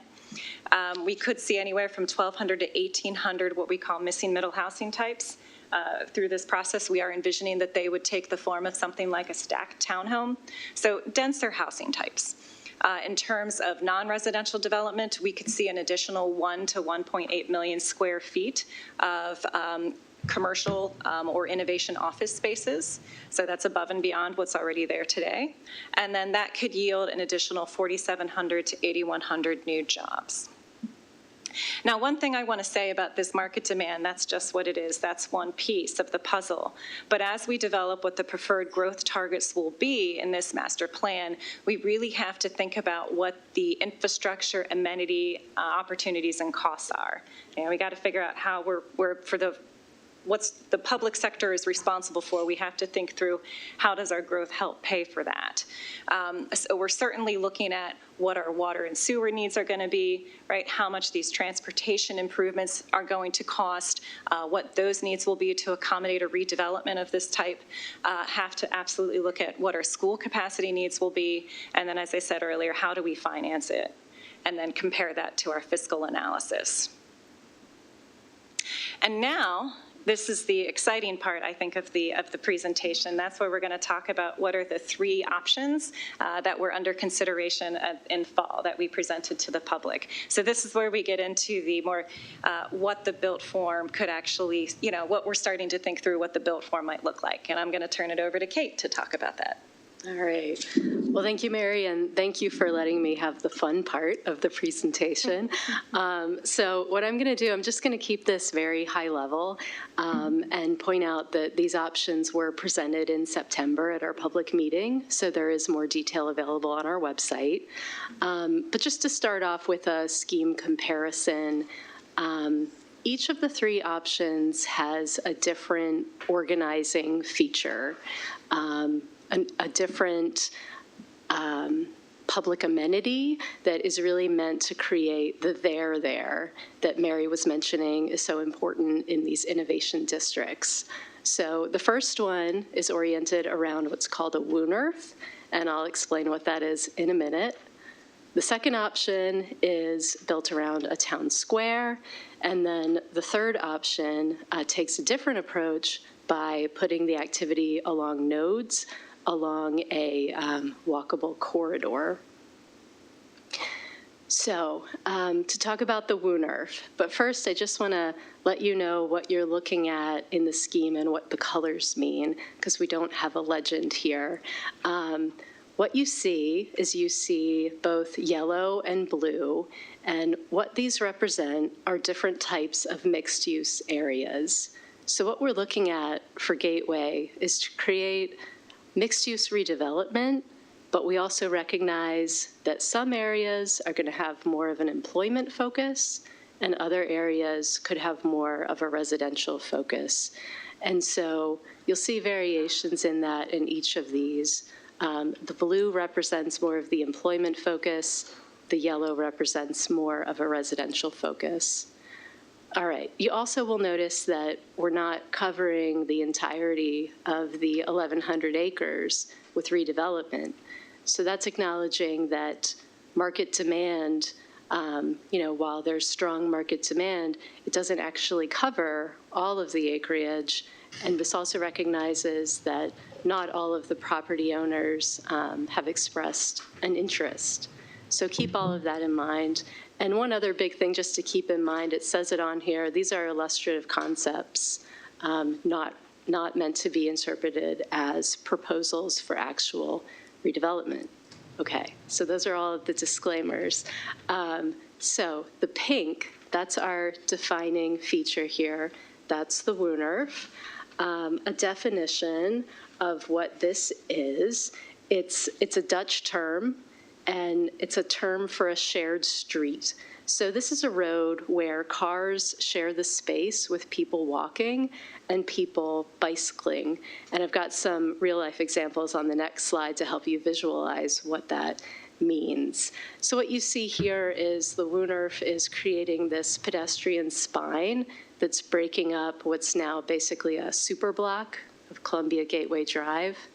And then that creates the opportunity for cross streets along it, along that spine, to break it all up into walkable blocks. And here are some of those real-world examples. So not only are these examples found in places like the Netherlands, there are also examples in the US, like Seattle and Florida. And we also have an example closer to home, the Wharf in DC. And as you can see, these are places where there aren't curbs, there's special paving, and people walking and bicycling are really put first. All right, so that was the first option. The second option is the town square. So just like the first option, you see different types of mixed-use areas. The pink here is the town square, and so the way to think about these is we would envision that redevelopment would likely be spurred around some of these public investments. And let's see, we've got examples of some different town squares, real-life examples as well. Very close to home, we have in Columbia, we've got Colorburst Park, Rockville Town Square, and then Pentagon Row in Arlington. And these come in different types of sizes and configurations. And then the last of the three options, this is the nodes. So again, this is taking a different approach where the activity is focused along a couple different points, different nodes along a multimodal corridor. And the corridor here, there's the CSX rail line that's to the south. And so if that could be repurposed in the future and reused for walking and biking, and for bringing people up through Lee DeForest to Robert Fulton, that's how you could connect nodes in this scheme. And then there are examples of these types of corridors. One of the examples is the Atlanta Beltline. We've got several pictures here of that. And then also here in the region, there's the Capitol Crescent Trail and the Metropolitan Branch Trail. So then here are all three of these options in comparison. And what we're going to be doing in January is coming back with a preferred option. And what I can tell you is the preferred is not going to be just picking one of the options and accepting it without any changes. The idea is to create a hybrid that brings in the best features that we've received feedback on from the three. And then I just have two more slides before we turn it back over for discussion. This is the slide that Mary presented before, and just a reminder that what we're doing with the master plan is setting up this more detailed vision and a conceptual framework. And this is going to be in place to guide additional efforts like rezoning, like further studies that need to be undertaken for different types of public investments. So there's more to come after the master plan. And then finally, we have to point out, we like to use this slide just to remind people that redevelopment is complicated and there are factors beyond what we can do from the government side that have to align and come into play to make things happen. So there's also the willingness of property owners, the development community, the market demand to support the uses that are envisioned, and of course the lending community to make it happen. So with that, we can turn it back for discussion. And thank you.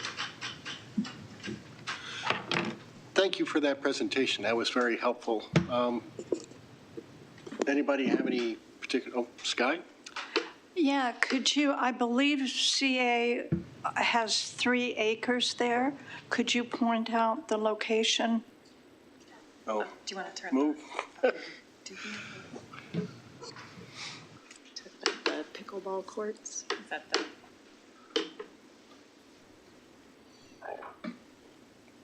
Did you want to see where the pickleball courts are? I don't know. Oh, like the RV park and the basketball courts and, Right. yeah. Back to maybe one of That's these. probably That's a good one. Yeah. Do you have a pointer? Is there a pointer on the? There it is. Oh. Okay, it shows up on the wall, but not on the screen. Of course, yeah. So- I'll just, do you want to go I stand? mean, yeah, Thank you. I could point them out. That's great. Thank you, Kate.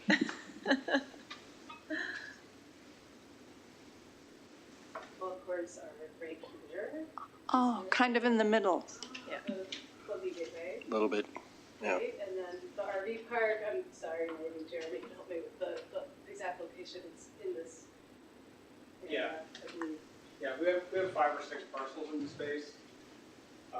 So essentially the green spaces are ours, so this is CA property, this is CA property, this little L shape is CA property. The new, what were the basketball courts, but are now pickleball courts, are right about here.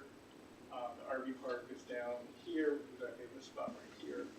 So we have 5 or 6 parcels in this area. Right. I think there's a little sliver, this little parcel right here is also CA property. Right. Little fragment. Mike? Jeremy, while you're up there, like, most of that is also under the lien, right? The CA lien? And not just our property, but most of the other private property there, correct? Commercial properties. Okay, all right. Reg? So I understand, well, you mentioned that there was thought about adding additional schools in there. Any thought, elementary, middle school, and senior high school? And the reason I asked, because I was on the Alpo, not this last one, but the one before, and we never, to the best of my knowledge, never discussed adding any schools in that area. So I'm just wondering, is that something that just a wish list, or are you actually, in talking with the county and the Board of Education, deciding that, hey, that would be something that you want to invest in? Sure. So part of what we're doing through this master plan is, one, just trying to understand what the school capacity needs may be as a result of this development and develop some recommendations for how they could be addressed. But we are working with the school system to try to develop those recommendations. But what will happen is once the master plan is adopted along with its growth targets, then the school system would include that within their capital plan. That becomes a part of overall county growth projections, and they include that in their capital planning process. All right, Paul. So considering part of the intent here is to co-locate industry and housing, will there be any limitations placed on what industries can move in to protect the health of future residents? Yeah, good question. Good question. Well, so I think those are all things that would have to be certainly taken into consideration. So for example, in residential focused areas, so that's where maybe there wouldn't be necessarily any allowances for industrial uses. And then areas where there might be employment-focused areas, we would want to allow, say, supporting industrial uses, so an industrial use that might support the activities within an innovation district and those types of businesses. So I think, though, those are all things that certainly have to be discussed and taken into consideration as master plan recommendations are developed. Okay. Sky, you've already, I want to see if anybody else had a first question. Chris, did you have a question at all? No, sir. I'm good at this point. Thank you. Sky? I noticed the very first slide, the title slide, has an illustration. I was wondering if that is reality. I noticed that everything in the center looked like single-story, one-story buildings with taller buildings on the periphery. Is that just illustrative, or is that reality here or somewhere? It's reality, yeah. It's an aerial photo. Ah. Yeah, yeah. Okay. All right, I'm going to jump in. 2 quick questions. When you're talking about your missing middle housing, and you specifically identified the stacked townhouse design, is that going to be represented more as a form-based code so that maybe there's some innovation that comes in 15 years that would be similar to that, but we could then allow it rather than tying ourselves to that particular housing model? Good question. Good question. Yeah, so all of that is still under discussions. There will be some so we just assumed it could be stacked townhomes, but it could be another type. Yeah. Because stacked townhomes, when you're looking at the missing middle housing types, that's one of the ones that you can get a few more units per acre because we are looking at a denser development type for this area. So as right now, that is one of the denser missing middle housing types. But yes, I do think that there will be recommendations certainly for something like a form-based code. I don't know if it will necessarily apply to the whole district. Right. But right. I understand what you're saying. Yeah, thank you for that response. And I'm going to sneak in a second one. I'm going to smuggle right here.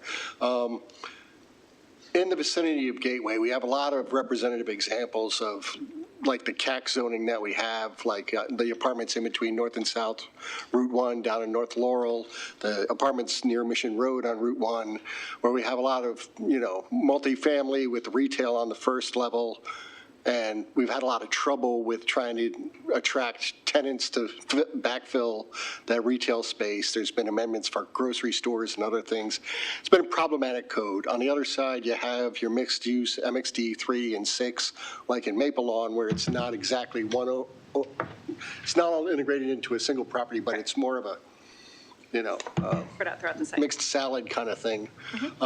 What lessons are you learning from those models that we have that exist now, and what do you see integrating into the master plan going forward?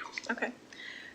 So I think that some of those challenges are trying to require individual properties to have a mix of uses can be challenging, but if you can divide the overall area into smaller kind of sub-areas, smaller geographies, and somehow incentivize a mix of uses by sub-area, you might get a better result.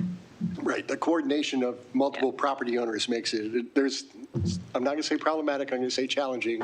But yes. Yeah, and a lot of the properties, on average, isn't it, each site is 9 acres. Of course, we have a couple of properties that are over 20 acres, but, the majority are about 10 acres or less. Okay. Any other, I have one last question. There are 2 things that I didn't see in the presentation. One was hospital, public health kind of investment in this area. Clearly, that's a challenge today in our community. And if you're bringing in a couple of thousand more people over 30 years, that needs to be part of it. And sustainability, not much on stormwater or, solar panels, geothermal. When does that get incorporated into this master plan? Those are clearly elements that are represented in the master plan. Sure. Yeah, so with regards to healthcare facilities, hospitals at least, so my understanding is, the state is the one that generally they have oversight over the development of new hospitals, right? Yes. So that's sort of something that they would have to, kind of follow, right, and pay attention to and make recommendations. So I'm sure that we'd be, our general plan, our master plans are shared, of course, with the state. So I think that they would have to play a role in determining what that expansion needs may be. And then with regards to sustainability, that is absolutely one of the elements that will be considered through this master planning process. One of our consultants does have a sustainability team that's looking at how we might be able to incorporate more opportunities for solar panels. I mean, that's already allowed under our zoning regulations, but we do want this to be a resilient, environmentally resilient community. So yes, there will be a sustainability element in the master plan. Okay, great to hear. Okay. All right, are we, Colin? This actually might be more of a question for Jeremy, but is this land already associated with the village by chance? Or because it's commercial, it's not at all? That's a great question. I think my understanding is it's associated with Owen Brown Village in terms of, no, it's not. I know. If you pull up one, can you pull up a map really quick, and I'll just point it out? A map? One of the slides with a map. Yep.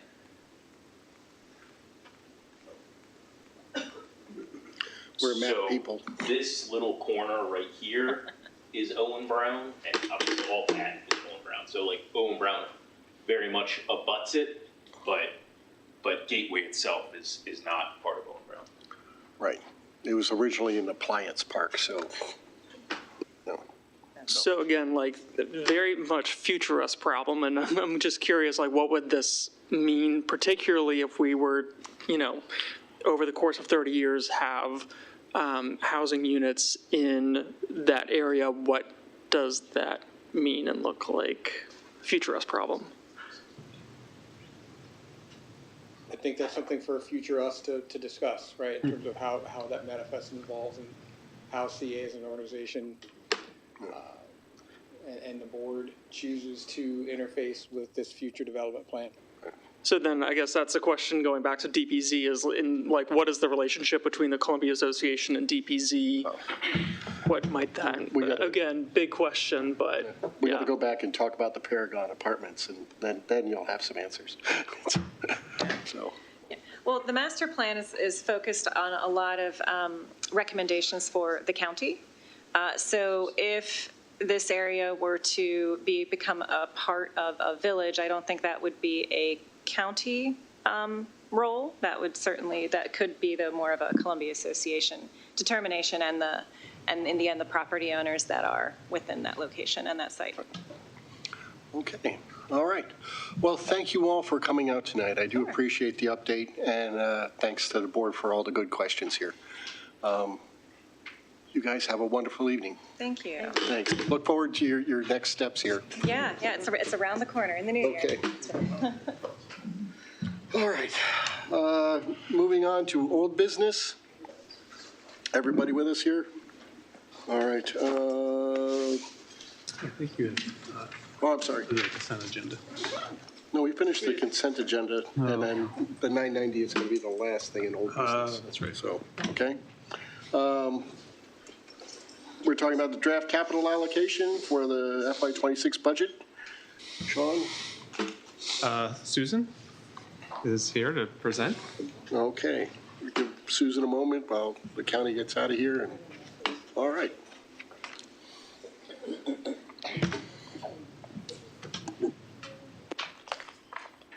Just have really the slides from last time for a focus point, but we are just, so to set the context, What we're looking for tonight is for the board to, so we have not provided a draft budget. That will be produced and issued to the board and the community in January. These are the initial sort of running some numbers based on the priorities and the direction that we got so far. We're asking tonight that you would formalize that direction in the capital budget and allocations, the annual charge rate and cap, understanding fully that you will vote on that, in final at the board vote, budget vote in February, and the overall kind of operating assumptions. So from the capital standpoint, if that is, we can do that first. That is section 10. We presented how we came to these. Thank you. Let's see. Let's go to capital. We shared in the materials the tools that the organization uses to pull together the capital budget to assess the needs and the priorities of the organization. There's a lot of work that goes into that, a lot of different tools. This is where the staff has landed. It reflects input from the community. Again, we did multiple surveys that reveal that the community continues to value their existing amenities and programs and facilities. It does not reflect new construction or new projects. So you'll see a lot of there is focused on sustainability and the open space. The single largest investments are in those areas. So this is the, this is where we would like you to sort of formalize your guidance on the capital side. Okay. And that, Mike.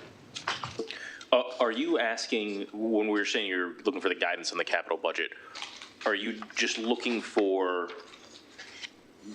the numbers here that to set the parameters, or are you looking to say these are the projects that are going to be part of those numbers, or both? So definitely the numbers. We are saying that these are the projects that we have. If you have changes to that, we'd be wanting to know that sooner rather than later. Yeah, because just to refresh everyone's understanding, the capital budget drives the operating budget. It impacts it through depreciation primarily. So, and we need to know what the projects are in order to do a draft operating budget. Sky. I believe all 10 villages submitted a wish list. I think we received them from all 10 villages. Do you incorporate those wishes, or do you incorporate all of them? Do you incorporate some of them that are feasible? Or is that, could you talk to that? Yeah, I think we received 4 in particular, but so the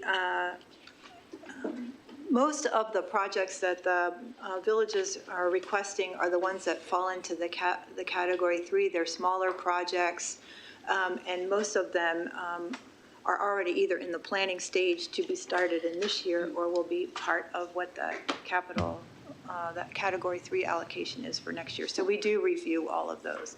There were some that are significant capital projects, like a second sheet of ice in Oakland Mills. It's just not feasible with the site, so that's not reflected in here, for example. But we look at all of them, and there's been ongoing, there's constant dialogue with the village managers, at least. All right, Eric? Yeah, speaking of ice rinks, I've got a couple of questions on the ice rink. So back in for the FY23 budget, the board approved $425,000 for the ice rink, and now staff is coming back to the board 3 years later, asking for $300,000 over the next per year for 3 years. So the question I have is, how did this project balloon from $425K to $1.3 million? So the first estimate was to take a look at there was some concern about the condition of the slab and the coils under it at the time. And that was to be evaluated. It was determined that thankfully it had more life in it and would not need to be replaced. But we know, as was pointed out earlier, it's 55 years old, 50, yeah. Referenced earlier. Right. Yeah, So it needs to be replaced. So to be prudent, and I answered this in writing to you earlier in the process a couple, I don't know, a month or so ago. The board saw that.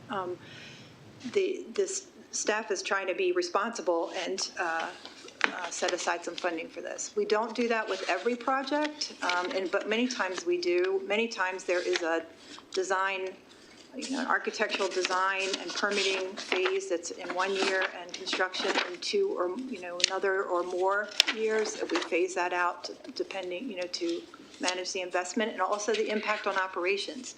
Now, the ice rink's different. We wouldn't phase that. We'd have to do it all at once because it'd be closed for at least a year. So back in FY23, I'm looking at the FY23 budget right here. It says this project will replace the concrete slab and install new plumbing for making ice at a cost of $425K. Yeah. So what's the additional $900,000 going towards? Yeah, go ahead, Durant. Yeah, so the initial estimate was conservative, and once we got into the initial engineering of the project with the fiscal year 23 money, we realized there's actually 2 slabs there. So unbeknownst to us, I think the original slab, when the ice rink was built, was left in place, and they actually poured another 18 or 20 inches of concrete on top of that slab.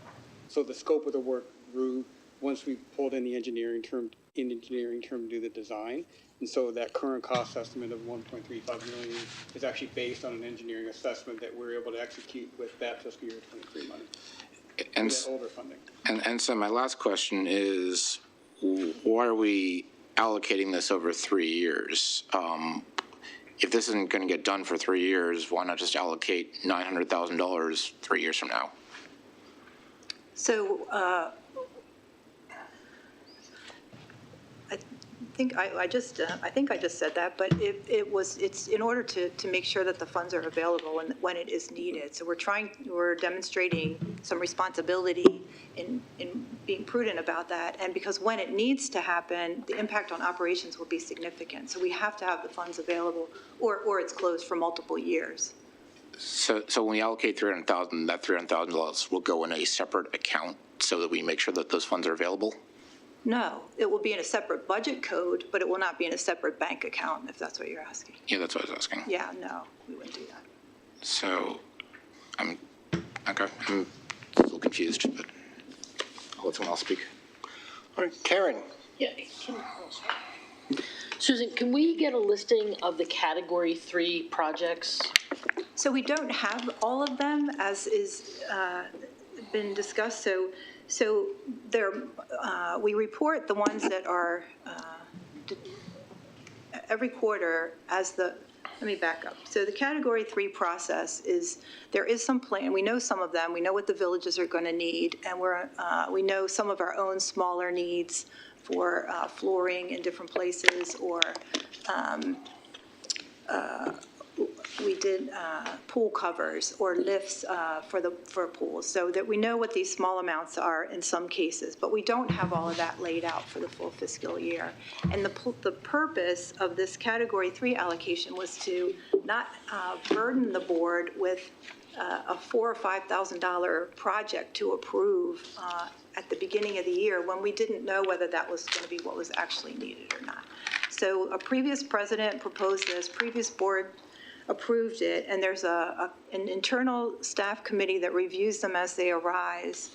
We get bids to see what the costs are. They go to the committee decides whether the president should see them or not. They go to the president, he approves or doesn't approve them. So that's the process. All of the projects that have been approved to date for through FY25 are reported in the quarterly report. We could you could look at those and get great examples of what these projects are, because they are recurring in nature. Or we could give some additional narrative on what the types of the projects are. That would be helpful. Yeah, I would say, looking at many of the quarterly reports, it's like hot water heaters, roof repairs. There's a lot of general maintenance in there. It's not the entire list, but that's a typical representation. Colin? I don't have a great eloquent way of phrasing this, but so do these allocations account for, say, grant revenues or incentives from the state or federal government, and with the economic forecasts that it may be, how is that accounted for? So like an example that I'm thinking about, Jeremy knows that I'm very passionate about EV charging infrastructure, and that may be shifting at the state and federal levels for one reason or another. So I'm just wondering, how might external monies that we could receive show up or doesn't show up in this? Does that make sense? Yeah, so the way we have treated that in the past is as a funding source. So it enables CA to do these projects without using Columbia community money, so that they can be used for, that funds is available for future periods usually. So last year, the current year, last year in the budget process, we had some uncertainty. There were a couple grants that were being applied for the band shell was one, and for the Oakland elevator. And so we set those, we did the capital budget for the organization with those as additional projects that would be done or not done, the board decided, depending on whether the grants got funded. So we do not have anything specifically earmarked this year yet, but that's how we've handled those in the past. Got it. Thank you. Yeah. All right.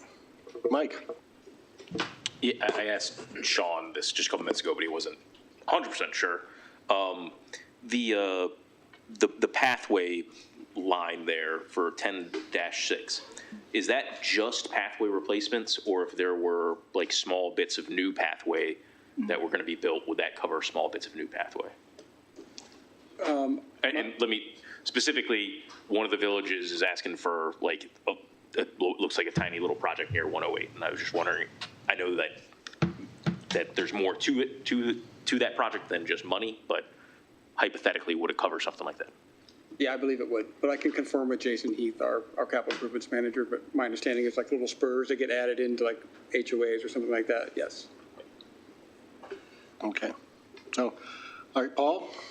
Yeah, just a quick question. Will we be receiving more specific information for the larger projects here, like category 1 and 2, like the building energy retrofits and everything, later on before we take a vote on the budget? We can provide a list of the projects that we have planned, because you have those Yeah, so there are conceptual programming in terms of how to encumber those funds in the future fiscal year around lighting upgrades at the Columbia Gym, for example, or a lighting upgrade at a community center that that'd be the good to see. sustainability team has in mind. Yeah, just because it's, it's a little just vague to me. And just like specific information about like the parking lots that have to be repaved and bridges and play areas, things like that. So, sure. I appreciate it. Yeah, just a reminder, we are at the preliminary stage here. Oh, yeah. The category 1 is, we're looking at, it derives from our strategic initiatives, right, that we had spelled out earlier this fall.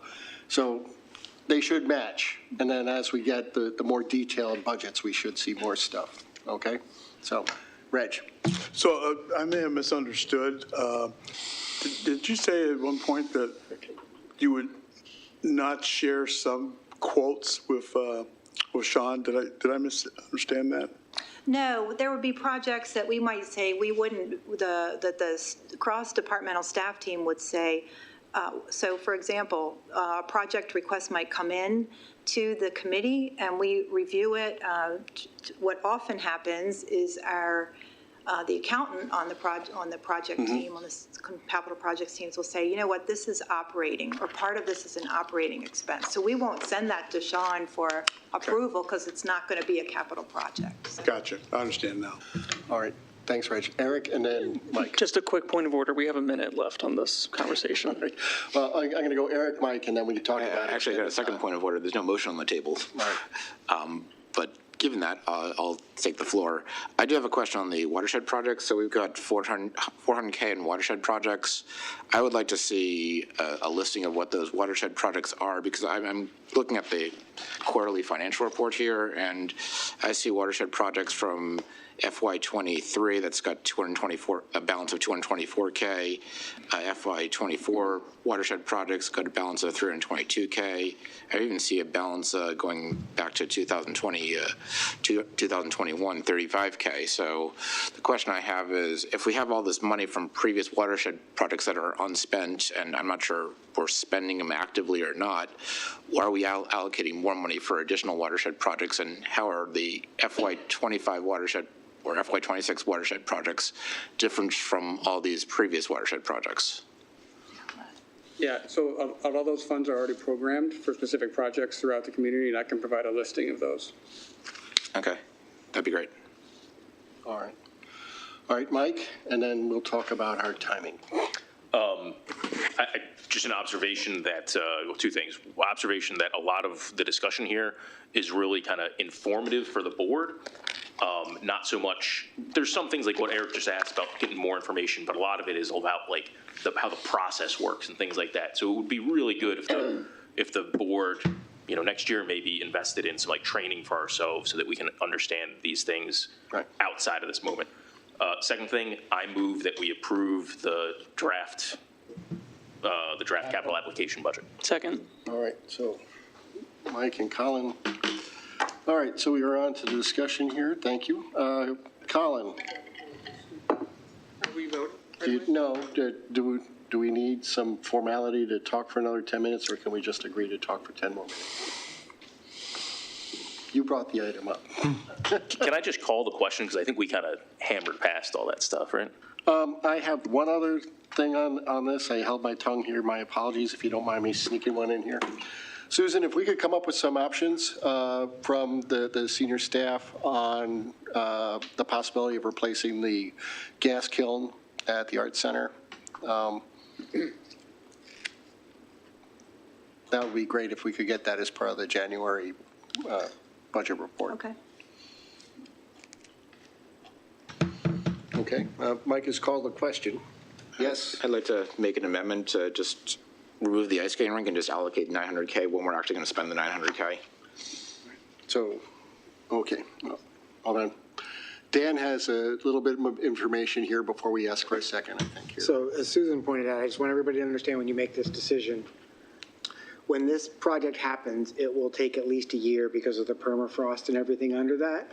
So if, for instance, this happened in September, we would have to wait for the next budget cycle to do that, and then a year for the project. So you'd be without the ice rink in Oakland Mills for close to 18 months.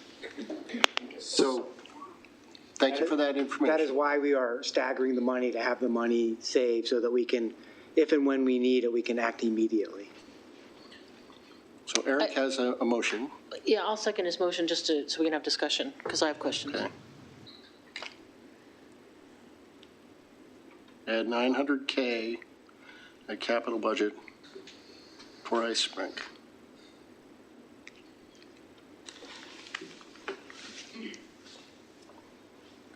Any discussion? Karen? Yeah, Dan, can you just walk me through the timeline of this project and what you guys are going to be doing? That's what I would like to understand is, like, it sounds to me like you're concerned, like you don't actually know when you're going to start the project. Correct. Because it is going to, we have to close it. We were going to do it, and then we found out we'd have to close for a year. And we house many community-based programs. So, and they would have to travel further. There's rumors of a county ice rink in Laurel.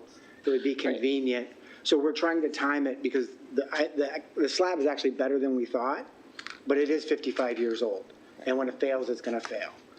And then, so are you waiting for it to fail before you start the project? We're monitoring it, but yes.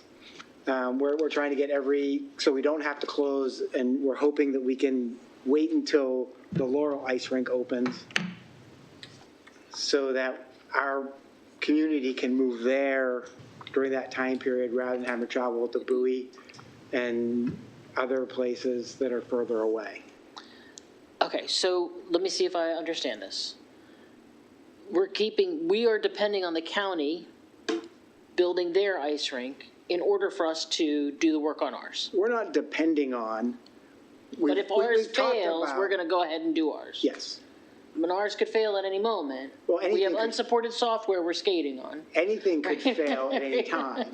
I mean, anything could fail at any time. Okay, so. But we have talented staff, and we've had somebody come in. I have no questions about the staff. I'm trying to understand the timing of all this and what it looks like. And if I'm only going to budget you $300,000 this year, and that ice fails, you still have to wait a whole nother year to get the other But $600,000. we would then have 700,000, so we'd be able to get the project started. Okay, that's just my questions. Okay, thank you. It's not like we have to write the whole check at the beginning. We would be able to All right, begin Karen. demo. All right, anybody else, discussion on this motion? Could you Guy? repeat the amendment? Yes, it's to add $900,000 to this year's capital budget to that's- replace the ice rink. I don't think that was the No, that was amendment. not the amendment. What was that's what I said out loud, nobody objected. The amendment was to move the $900,000 to when we're going to build it 2 years from now. To 2 years from now, not this year's Yeah, budget. not this year. So FY we removed '29? Yes, because 26, 27, 28. All right. Maybe 28.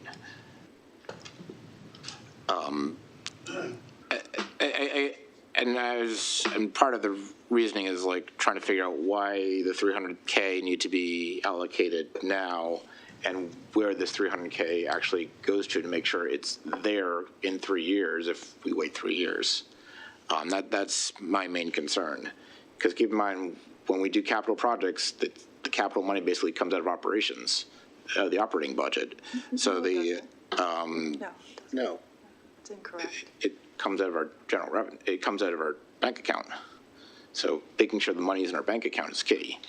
That's why we have an operating and capital budget. We don't fund our capital budget from our But we only have one bank account. It's all one pot of money at the end of the day. So my main concern is making sure that if this project goes out 3 years, making sure that we have that money 3 years from now. That's my main concern. Can I just correct, I don't think you're saying move 900,000 from this, right? Because there isn't 900,000 in here for the, No, it'd be you 3. mean the 3, right? I guess the question I have is, I think that should be allocated all at once, whether it's 900 now or 900 when we choose to build it. But I think what makes sense is to allocate all at once. Sean would like to have a word. I think what Eric, you're trying to do is say, just remove the 300,000 from the capital and deal with it in a couple of years. I would just say, to Dan's point, the ice rink is well utilized, so being prepared financially to replace that slab is imperative.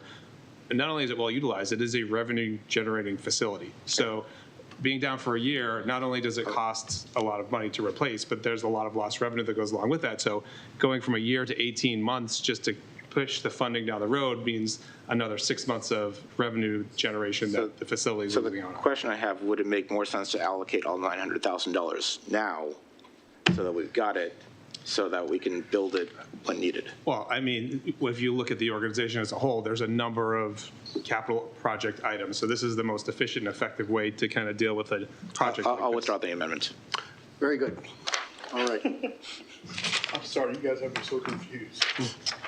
Well, on the main motion to approve the capital budget in the pre-submission budget document, are we ready to vote? Yes? Question's been called? Colin? Yes. Eric? Yes. Mike? Yes. Karen? Yes. Reg? I'm still confused, but yes. Paul? Sky? Yes. Chris? Yes. Yes, and I'm a yes. That's a 9-0-0. Thank you for the motion on the capital budget. So the next item to go in the order of the agenda is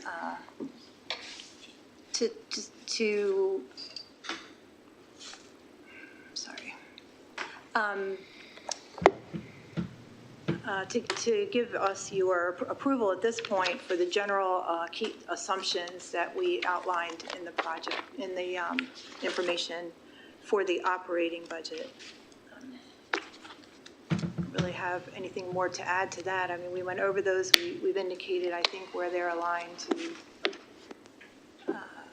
the priorities, and we entertain and, changes or questions along those lines. All right. Susan, do you have a page number in the pre-submission budget? 3. Page 3? Yes. All right. Mike? So I do have a question about the, Ginny brought this up earlier, the grants assumption, the 125,000 for grants.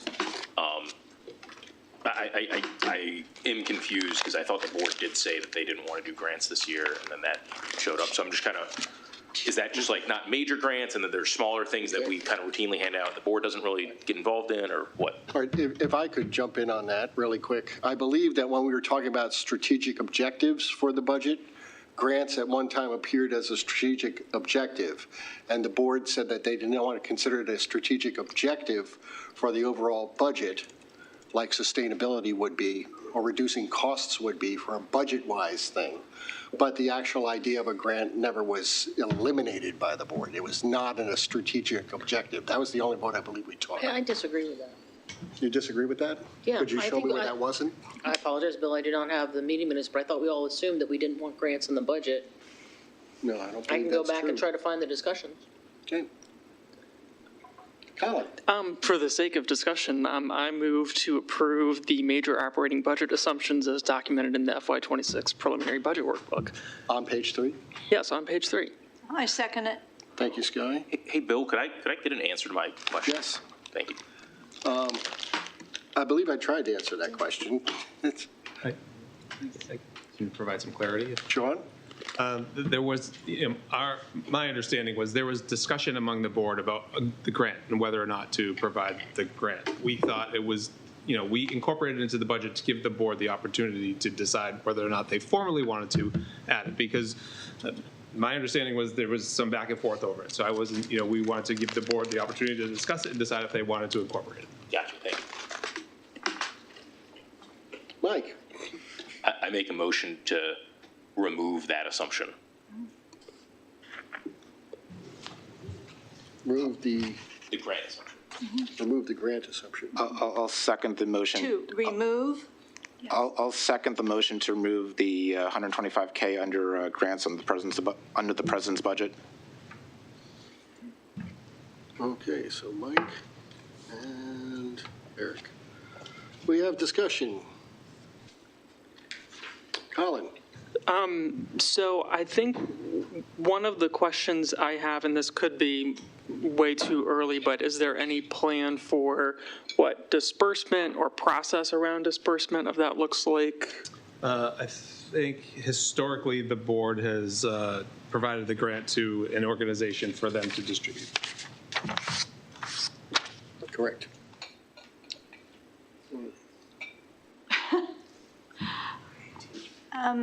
Yeah, it's my understanding it was that way before COVID. And this current year, it's my understanding there is zero money set aside for grants. Last year, we donated,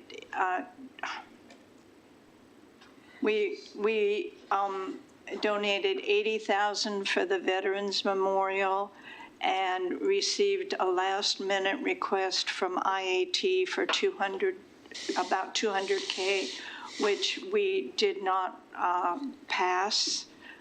But the previous year, we donated about the same amount to IAT.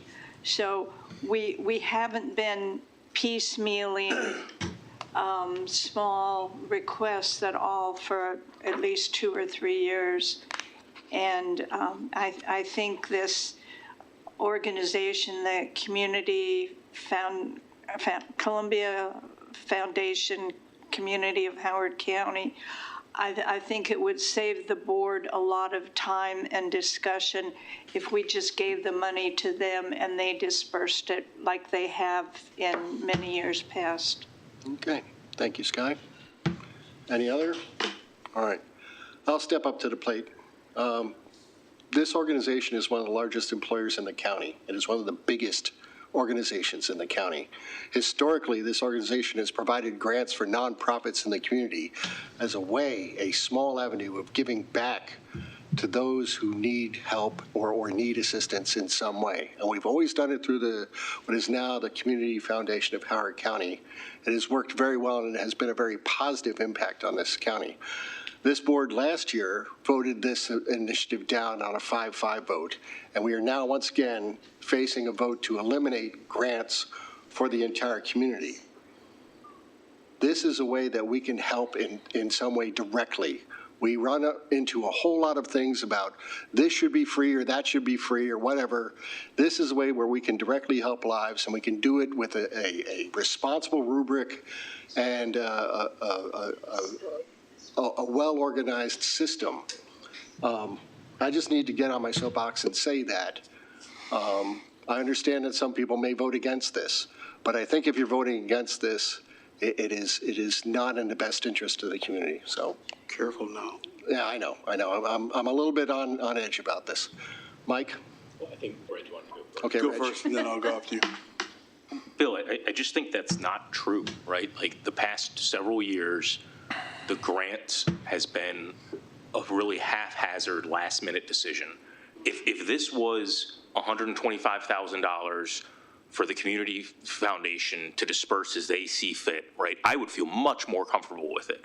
But what I don't want is another haphazard discussion where we just get last-minute requests and the board feels like they're on the spot to give it out to one petitioner or another, right? And so, like, if we had that methodology and process in place, written down, that's what that money was going for, I'd be okay. But we don't. That's not what it's been the past few years. Right. Well, no, I agree. It's if you look at our 2019 budget, we had $700,000 in grants that we put out,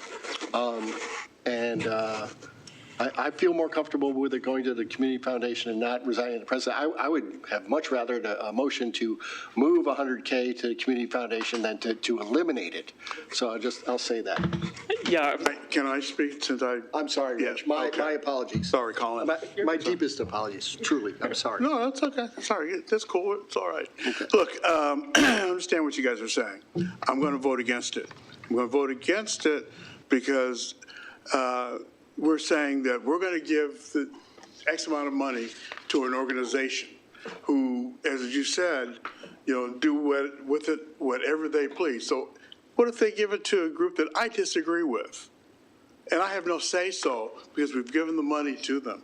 And I don't think that's what we want to do. I think we want to still have the opportunity to say, to keep control of it, to say, yes, this is what we want to invest our money in because we as residents and members of the board, we believe in this and this is what we want.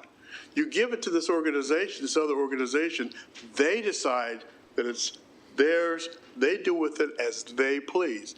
I don't feel comfortable with that. I'm sorry, because I want to make sure that when that I have an opportunity to say yay or nay. But once it goes to them, I don't have that ability. I don't have that checks and balances anymore. Now it's theirs. We give it to them. They decide.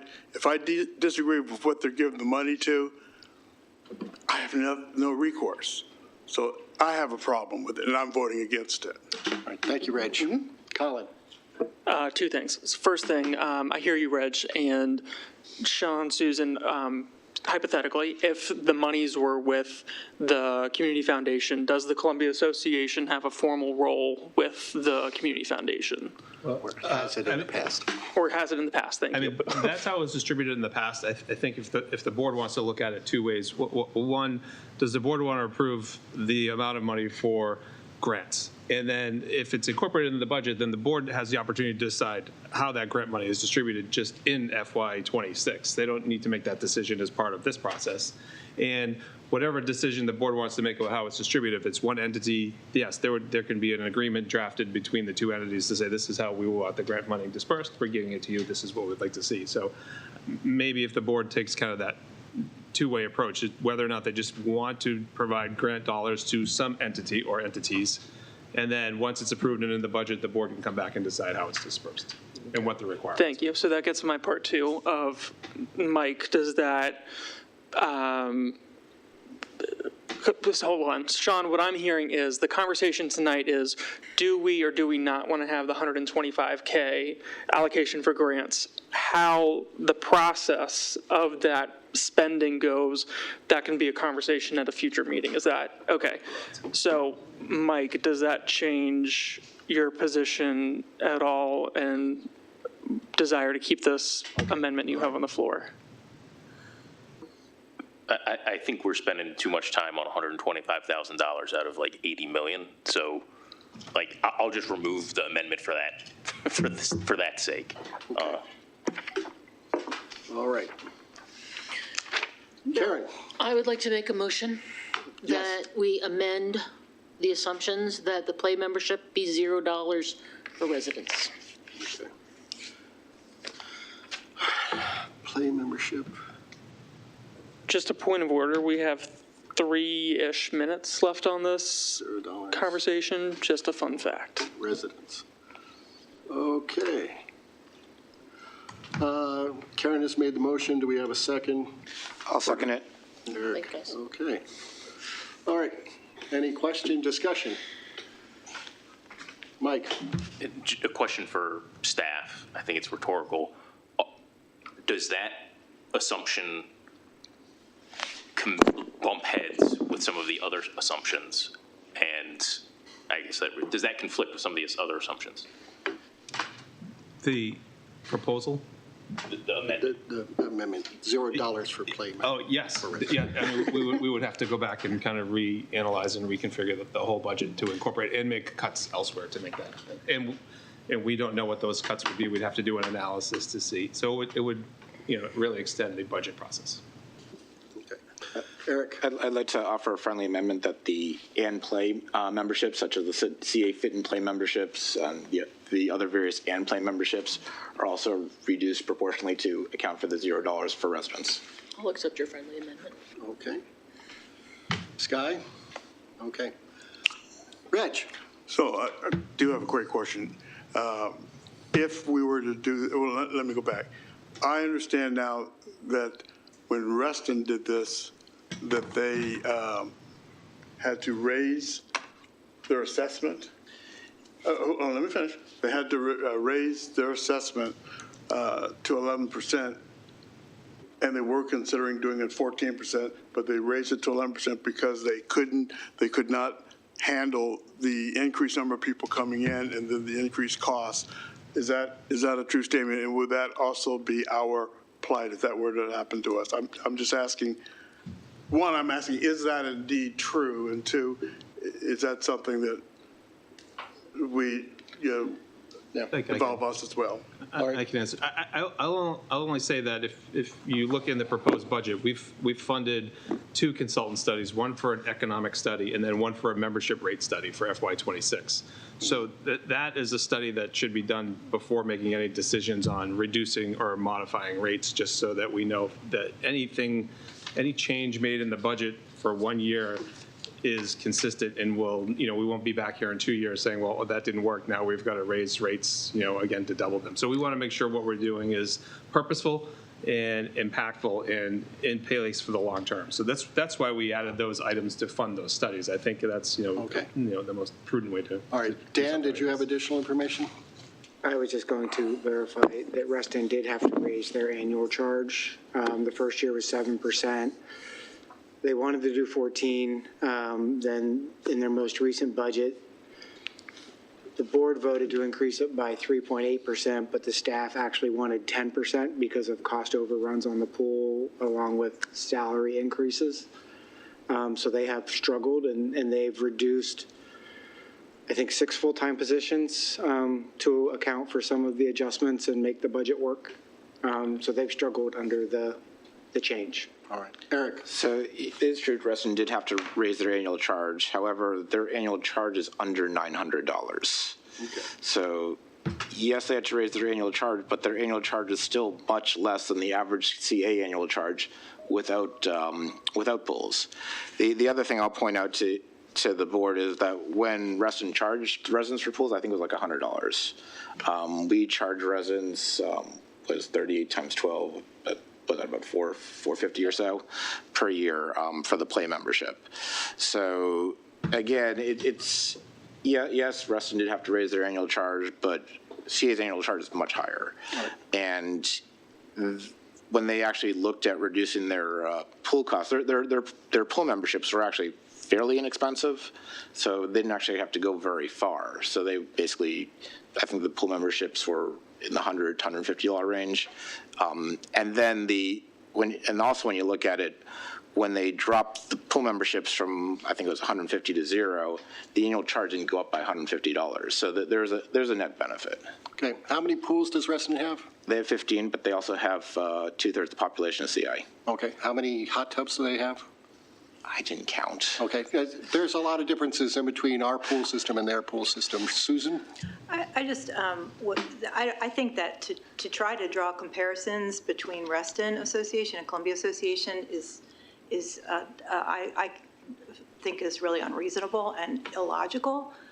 Their organizations are very different, and what the extent of the responsibility that CA has for this community and for what the community is used to in participating with CA is far exceeds in what Reston provides its community. And I don't understand that comparison, and I think it would be in fact, it would be irresponsible to make this dramatic and drastic of a change to implement in 6 months, and it would not be serving the community well at all. It's not in alignment with our duty of care to the organization and the community. Now we're going to go Karen, then Colin, then Sky.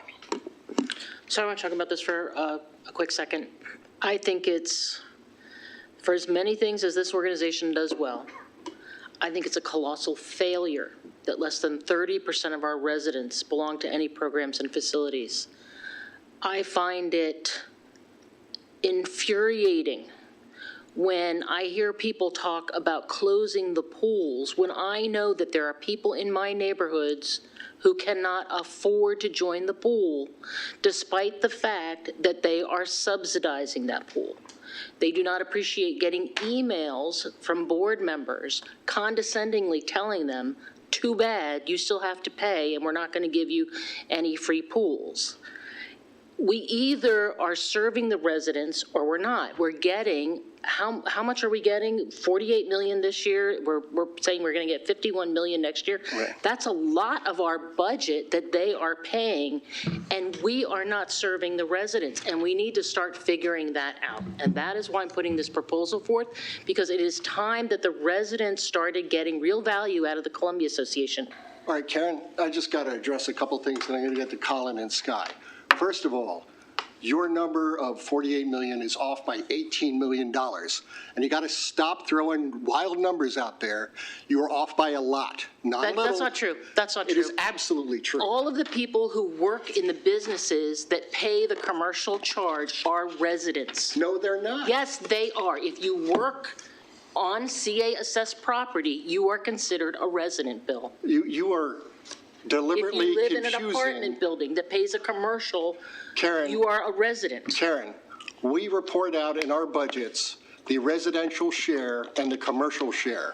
By calling everything under the sun the residential share, you are intentionally confusing the issue and making this problematic for anybody who doesn't pay rapt attention to this. So please stop playing word games with everything. We have in our budget and have for decades assigned a residential component and a commercial component. To call it all residential is wrong. Secondly, we need to bring this down. Secondly, tone it down. Secondly, by saying that people subsidize other people, that's not how this works. We all pay into a pot, and then at the other end, monies are taken out. It is a logical fallacy to say that people who live in apartments subsidize memberships, because I could as easily say that people who have an address that ends in a 2 pay those memberships, and not everybody. And it would be an equally valid assumption. You are now saying things that are not true, Bill. I am not. I am Yes, you saying are. that Yes, you are. my example Yes, is you are. equally untrue to what your example was. Anyone who pays the And I want you annual- to stop using that logical Then if fallacy, they're not please. subsidizing it, they can stop paying the annual charge tomorrow, and this company will continue to operate. Well, I think that they would get There some you go. legal issues with that. Back to Colin and then Sky. I'm intentionally taking a moment because I think that we need a degree or two cooler, so we're just. So, first thing that I want to say is that we're way over time on this conversation, so I would like to move to amend the agenda for an additional 10 minutes on this point. Second. Okay. You going to call the question? Call the question. All right. Sky? Call the question Wait, after 10 minutes. Extend for 10. To extend for 10 minutes. Okay. Oh, okay. Oh, yes. Mike? I mean, what happens if I vote no? You can vote no if you. Okay. Colin? Yes. I vote yes. Yes. Yes. Yes. Chris? Yes. Paul? Yes. Okay. So that's 8-1.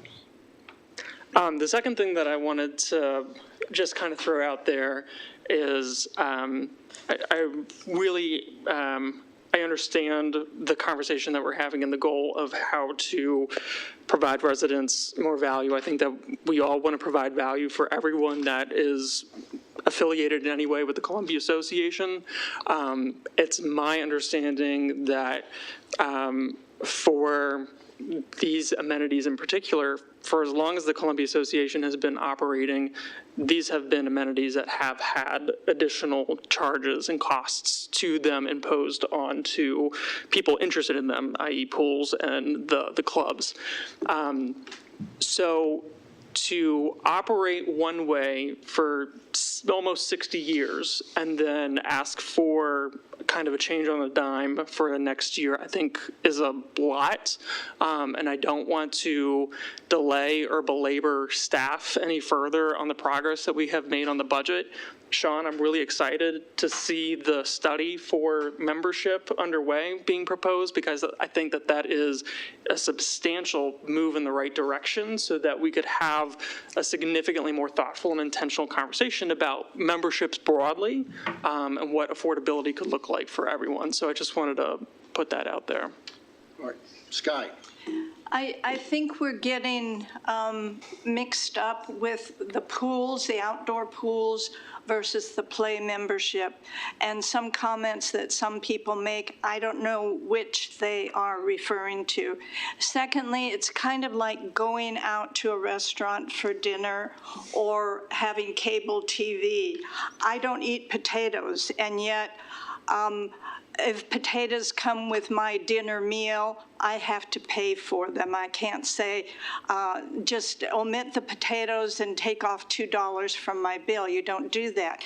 Cable TV or some other thing, you pay for a bundle. You probably don't use every single item in the bundle.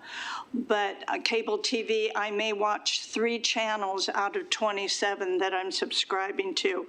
And thirdly, we do have the income limited program, and we have the points program. All my involvement with the points program over the last year and a half is that the students are very proud of earning a membership for their family. They're not stressed by it. And finally, can we come to some kind of a compromise, either of the status quo or doing away with the play memberships? And I don't know if it would be offering more free memberships or increasing the income limited a threshold so that more people would qualify for that. Okay. Reg?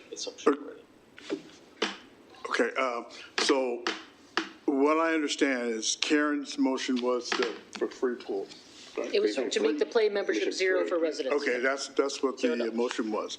Secondly, on the restaurant, I had to stop for a second because actually they don't charge, they bring in the potatoes. They said, oh, okay, we're going to add in extra potatoes there, so they're not going to charge you extra. What we're really looking for, I think we had asked before if we could have the staff look at what this would mean if we went that process. And I think that's what we had been asked. That was several weeks ago. Did that sound like what I had, like what we had asked? And that has not come back yet. So I think what we're trying to do is trying to make it equal, trying to help those that are, in the community that want to swim, who can't afford it, provide an avenue for them to be able to do that. And I know that, yes, I know that it's going to sound like, well, we're trying to, we're trying to give to everybody, but we really are trying to do what's right, what we think is right for the community. Whether you agree with us or not, on that, just all I ask is that you guys hear us out, we hear you out, and we work together on this. That's all I'm asking for. All right, well, I'm just going to respond to that. I'm going to say, there is no basis for this financially. There is no money available to do this. I would have a lot of respect if somebody said, I have a new revenue source that will pay for the pools and we can make them free for everybody. Or we're going to raise the assessment to pay for the pools so that everybody can do it. But to zero budget this and say, we are just going to transfer millions of dollars out of, running this organization and run it into the ground and go bankrupt, be financially irresponsible, and pay $9, $10, $12 million if you're going to throw the ice rink and the tennis and everything into this. It's just irresponsible. There's no fiscal basis for this. We are going to abdicate our fiduciary responsibilities if we vote for this amendment. Well, I'm asking, is there some way that we can have this study before you vote on it, have it at least studied now, and get an idea of what we're really looking at? I think Sean's got 2 studies underway on that right now. But when do they do? They're funded for FY26. I'm talking about, Well, I mean, but I'm asking like now. If I can be frank, I mean, this is the discussion the board. As long as I'm George. Yes, the board should be having this in July, at a minimum, but long before the budget process has started. Now, we're a month and a half away from the board's schedule when they finalize the budget. And, looking at it from just a business perspective, you don't make a drastic decision like that without an analysis to show, what you're looking at. And also, the membership rate study is going to not just look at the play membership, it's going to look at memberships across the board. There may be opportunities we're not seeing that can be implemented. And just to be rash and to implement something just, off the cuff does not make sense, and it's not prudent. And I certainly wouldn't recommend it to another business, and I wouldn't do it personally. So you would want to do a thorough analysis, look at what can be done, what are the real options, and maybe there's some things that are more beneficial that we're not thinking of. So it'll take 9 months, a year to do the study, and probably this time next year we'll have some analysis to present to the board of what's feasible and what's viable. Eric. So I'll point out, according to this budget, the lien holders are subsidizing the sports, the Department of Community Programs and Services, which include all the pools, the skating rinks, the tennis courts, the golf courses, et cetera, to the tune of $9.8 million. That's about 20% of our annual charge. And yet, if anyone wants to use it, they've got to pay extra, and only 30% do use it. So everyone's paying, and only 30% are using. And I actually really like Sky's analogy of the restaurant. And it'd be nice to have a restaurant, the CA restaurant. For your annual charge bill, it includes the steak, the pathways, the open space, but also includes the potatoes, the pools, the ice skating rink. And it all comes on one plate. And I think that would mean a lot to people, because if you could pay one fee, be able to walk down to your neighborhood pool, meet all your neighbors at the neighborhood pool, that creates community. Once we start charging membership rates, I think that's adding a lot of friction and preventing communities from coming together at the pools. Whereas if people just got a membership card, and say, here, you can go use your pool on a nice hot weekend, you meet other residents at the pool because they can also use it, I think that builds community. And I think that's, at the end of the day, that's our goal as a board. That's our goal as an organization, is to build communities. Thank you. Mike. I call the question. All right, question's been called. Chris? Can you restate the motion? I'm sorry. Yeah, restate the motion, Restate the please. motion, yes, to make the play memberships and all components of other memberships that are contingent with the play membership. Would that be a fair reading of that? Make the resident play membership 0 for residents and make other memberships that have the play membership but reduced proportionally by the cost of the play membership part. Yes. Chris, did you get that? I did. You vote? I am a no. Okay.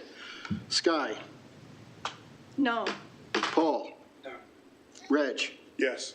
Karen? Yes. Mike? No. Eric? Yes. Colin? No. And I vote no.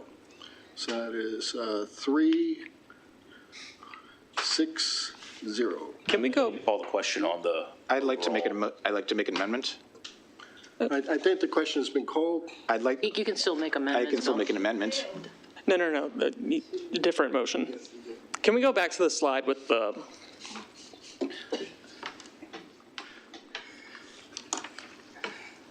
Thank you. Sorry. Okay. So where are we? I was calling the question on I'd like to make an amendment to the motion. operating budget. The question was called before you asked for the amendment. But you can still make a motion. I- Just because you call the question doesn't mean you have to take the vote. Yeah, I'm trying to move on. I'm trying to call the question on approving all these key assumptions now. Oh, okay. that requires a 2/3 vote. Calling the question? What? Yes. I mean, you're basically ending debate. I'd like to make an amendment. This isn't a race. We're not in a race. You can call the question before I can make an amendment. It's 10 o'clock already, so. We're not operating under race conditions. All right, make your amendment. I'd like to remove the $125K from the grants. Okay. Do you have a second? I'll second it. All right. Do we have any discussion about removing the 125 from the grants? All right. Yes. Yes, I think that is not a wise decision. I think we have, this year, we have donated 0. And I think we need to get back to being a good neighbor the way we were prior to COVID and even last year and the couple of years before that. All right. Any other comments? Yes. Karen? So we are a good neighbor. We are a good neighbor. Right now, Dan did a presentation for us not that long ago about how many kids get family memberships from the Points program. And some of those kids are not even residents of Columbia because they just go to the school that participates. So I think we are a good neighbor, Sky. I think that, and we put on so much free programming for everybody that I think we're really good neighbors. I don't think $125,000 is going to make us a bad neighbor. All right. Anything else? All right. Chris, remove 125K from the grant. No. Sky? No. Paul? No. Reg? No. Karen? Pass. Is that an abstain or you're Abstain. coming back? I'm abstaining. Okay. Eric? I'll withdraw the question. Okay. Thank you, sir. Colin? I'd like to call the question. Question has been called. Thank you. And this is on the general acceptance of the operating budget as shown on page 3. We're going to go from the bottom this time. Colin? Yes. Eric? No. Mike? Yes. Karen? No. Eric? No. Paul? Sorry, can you repeat it? Yes, this is the accepting the general assumptions in the operating budget. They're seen on the screens here, page 3 of the budget. You are a yes? Okay, Sky? Yes. And Chris? Yes. Okay, so that's 1, 2, 3, 4, 5, yes.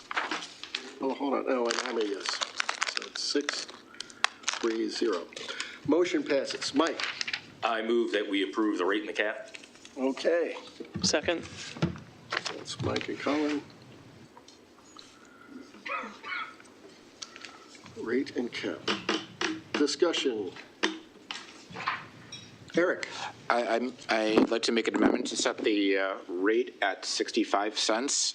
So that would be a reduction of 3 cents. So looking at the quarterly reports, we're beating budget by $3.8 million. This is not a new phenomenon. We beat budget $4 million last year, $4 million the year beforehand. A 3 cent reduction in the rate is not a lot. It's about $2.2 million or so, but it's significant to people. It shows that we're actually going in the right direction. We're actually trying to reduce costs to our residents. I think this is a key step forward. So I move to set the rate at 65 cents. I'll second that. And this is half of what we're beating budget. I second it. Okay. Discussion. Mike? I think you're confusing beating budget with whether or not we're having net increases or decreases in assets. And that's what we should really be focusing on. And if Susan or Sean want to correct me on that, I think that's where we would really see room to do something like this. All right. And, hold on. I heard Chris. Chris, do you have a comment for us? Yeah, I can't vote yes on that without hearing what it's going to do to the budget and what's going to happen. So I'd love to hear, just a first take from Susan so far as what the impact of that would be. That's what I was going to ask. Yeah, point of information, we're increase of net assets of $3.4 million, which is in the same ballpark as beating the current year's budget by $3.8 million. Thank you, Eric. I'm sorry, Susan, could you give us a little bit of? So I did not calculate what that would be. So it would be probably roughly $2.5 million. It's all cash. Whereas, so it reduces, we would have to go back and adjust whether or not we could do the capital budget that you just approved, because this is it's 100% cash. I think the impact on the average property owner is negligible, on the average residential annual charge payer is negligible. I mean, obviously it would be helpful to Howard Hughes and other large commercial property owners, but and I think that this time in our economic realities, the uncertainties are so significant that to make this change now with the new administration coming, with the state budget deficit, the uncertainties around what the new administration's plans might be that would impact a huge part of the county's workforce, and it's just the uncertainties are so significant now that I think it would not be responsible to do that. And that I struggle with that. That's a hard thing to say, but now is not the time, in my opinion. All right, I think I had Mike or Reg, was that right? Nope, not me. It was me, but with Chris asked the same question I was going to ask, because I wanted to hear from Susan. Very good, okay. So Eric. I'll point out that the annual rate has been fixated at 68 cents for the last 2 decades. And yet, over the time, housing prices have skyrocketed in the CA. So even though it hasn't changed in 2 decades, people are paying more and more and more and more, to the point where we're no longer competitive with other HOAs. I know in River Hill, we're paying more than the neighboring HOA Maple-Lawn. And yet, Maple-Lawn, they get their pools included, they get tennis courts included, they get a little gym included. We get none of that, and yet we're paying more. So again, I feel like if we're actually serious about our goals that we voted on at a previous meeting, that we want to lower resident costs, we should be lowering resident costs. We tried to lower the resident costs through the memberships. That vote failed. So at least let's give the residents something. And 3 cents is, as Susan pointed out, is modest. It's not a lot of money. And for the organization, it's not actually a lot of money. It's a $2-point-something million. Yep. And we entered this year with $40 million in cash when you include the emergency reserves and the cash on hand. So, and we're beating the FY 25 budget by $3.8 million. So if we actually had the 3.8% reduction last year, and if we had a 65-cent annual charge last year, we'd still be beating budget. So that's the point I'd like to make. Anyone else? All right. Eric, I'll just say 2.3 covers the costs for running tennis. So if you're looking to make reductions so that you can reduce the lien rate, I mean,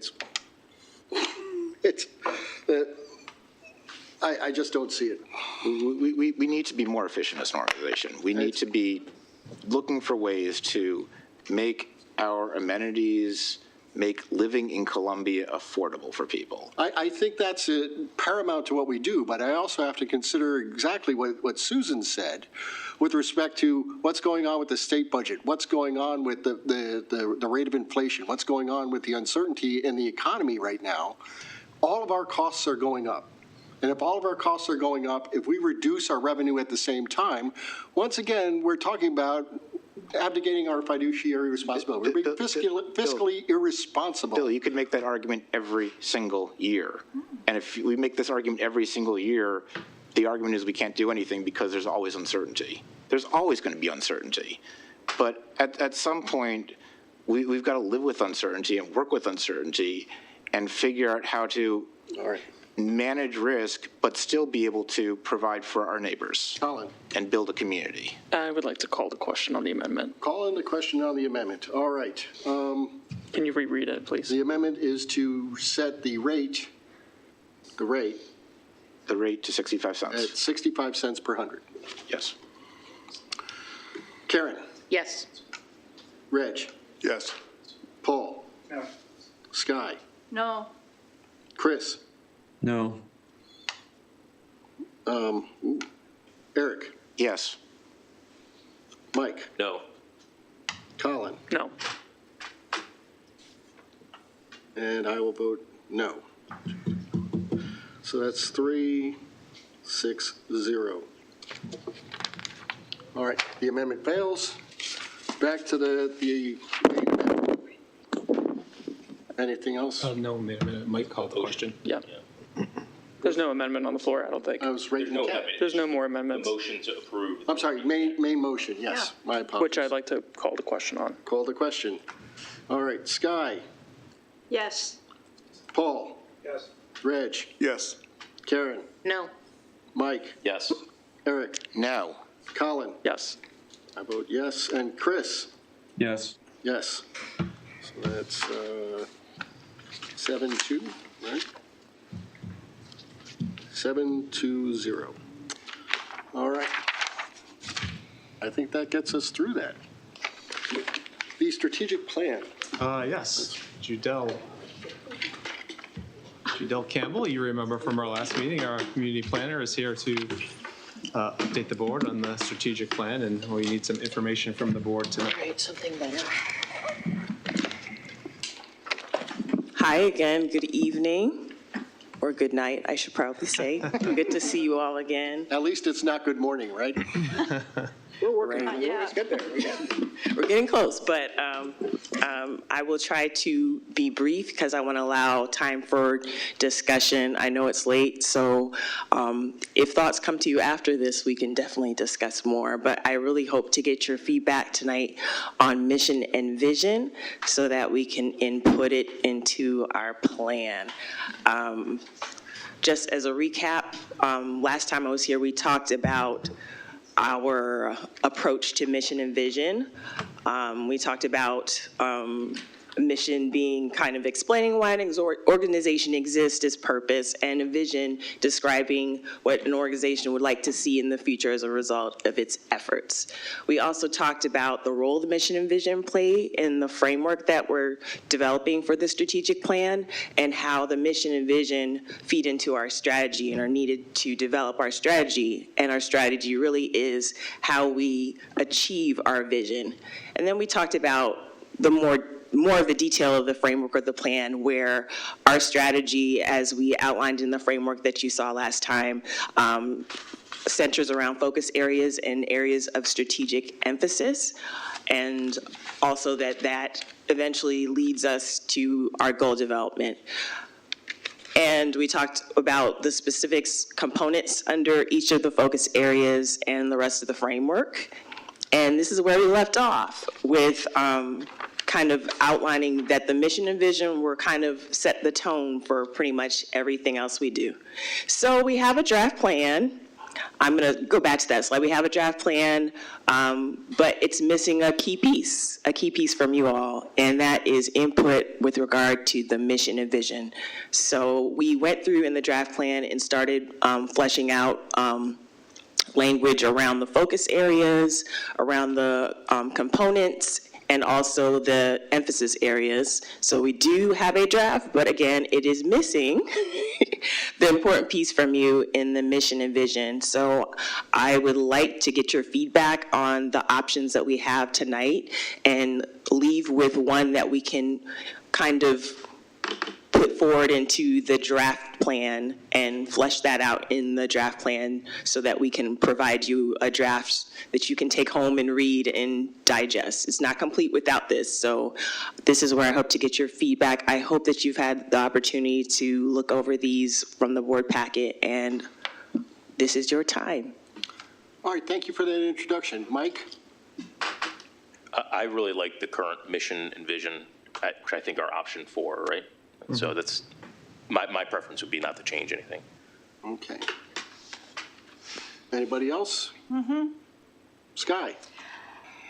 To me, in order to have people remember a mission and a vision, needs to be short and needs to use common everyday language. For example, not employment, but job. And for those reasons, I brought this up to my village.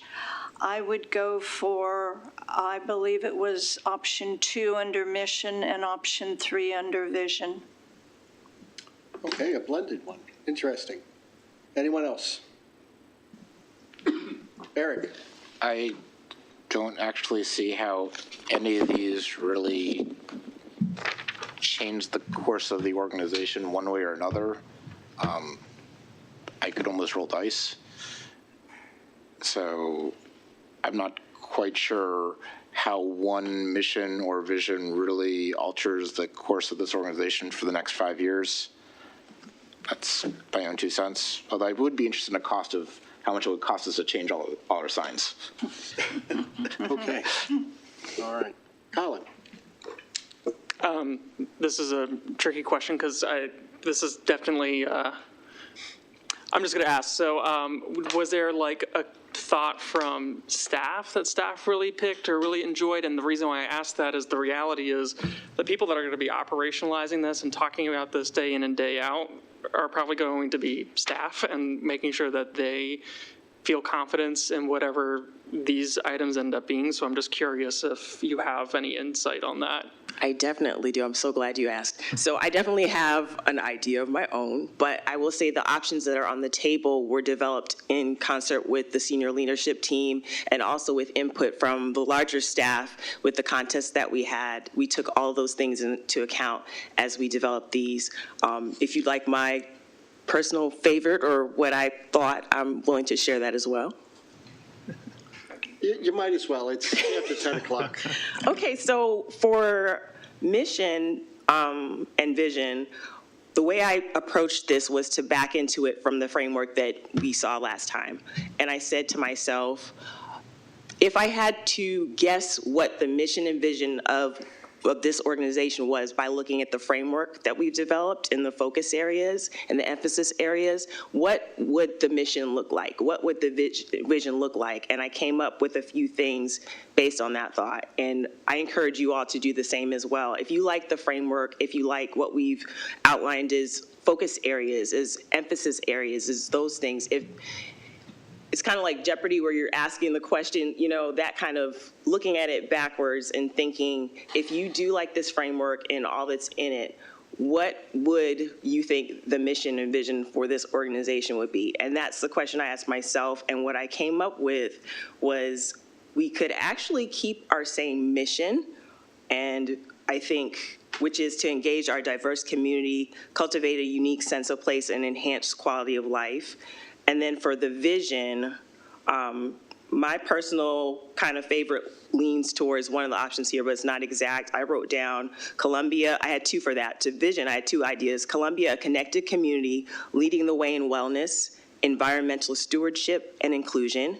And then my other vision option that I liked is kind of similar to one of the options there is Columbia, intentionally diverse, well, sustainable, beautiful, connected, and resilient. Those were what I thought, if I had to guess your mission and vision based on the framework that we presented, the focus areas, and the emphasis areas, which were all kind of synthesized from feedback we've had over this whole process, from the board retreat and to other things we've had. Most of those things were pulled from those times and those processes. So if I had to guess from all that's been done to date, that would be my guess. It sounds like what your mission and vision might be. By all means, you don't have to take it. I'm open to other suggestions, open to other feedback. Eric? I move to keep the current mission and vision. It'll save costs. Thank you. Karen? Oh, That's a motion. There's a second? Okay, great. There we go. So I was just going to say that I like keeping the current mission, but I don't want to keep the current vision because it reads just like a mission statement. So I actually think that we should go with option number 2. For vision. For vision.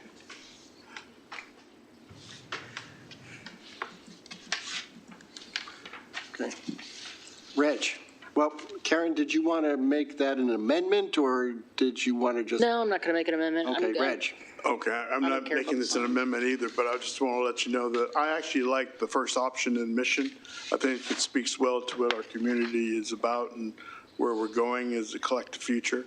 And then in vision, I like option 1. As I think that goes toe-to-toe with the mission and vision together.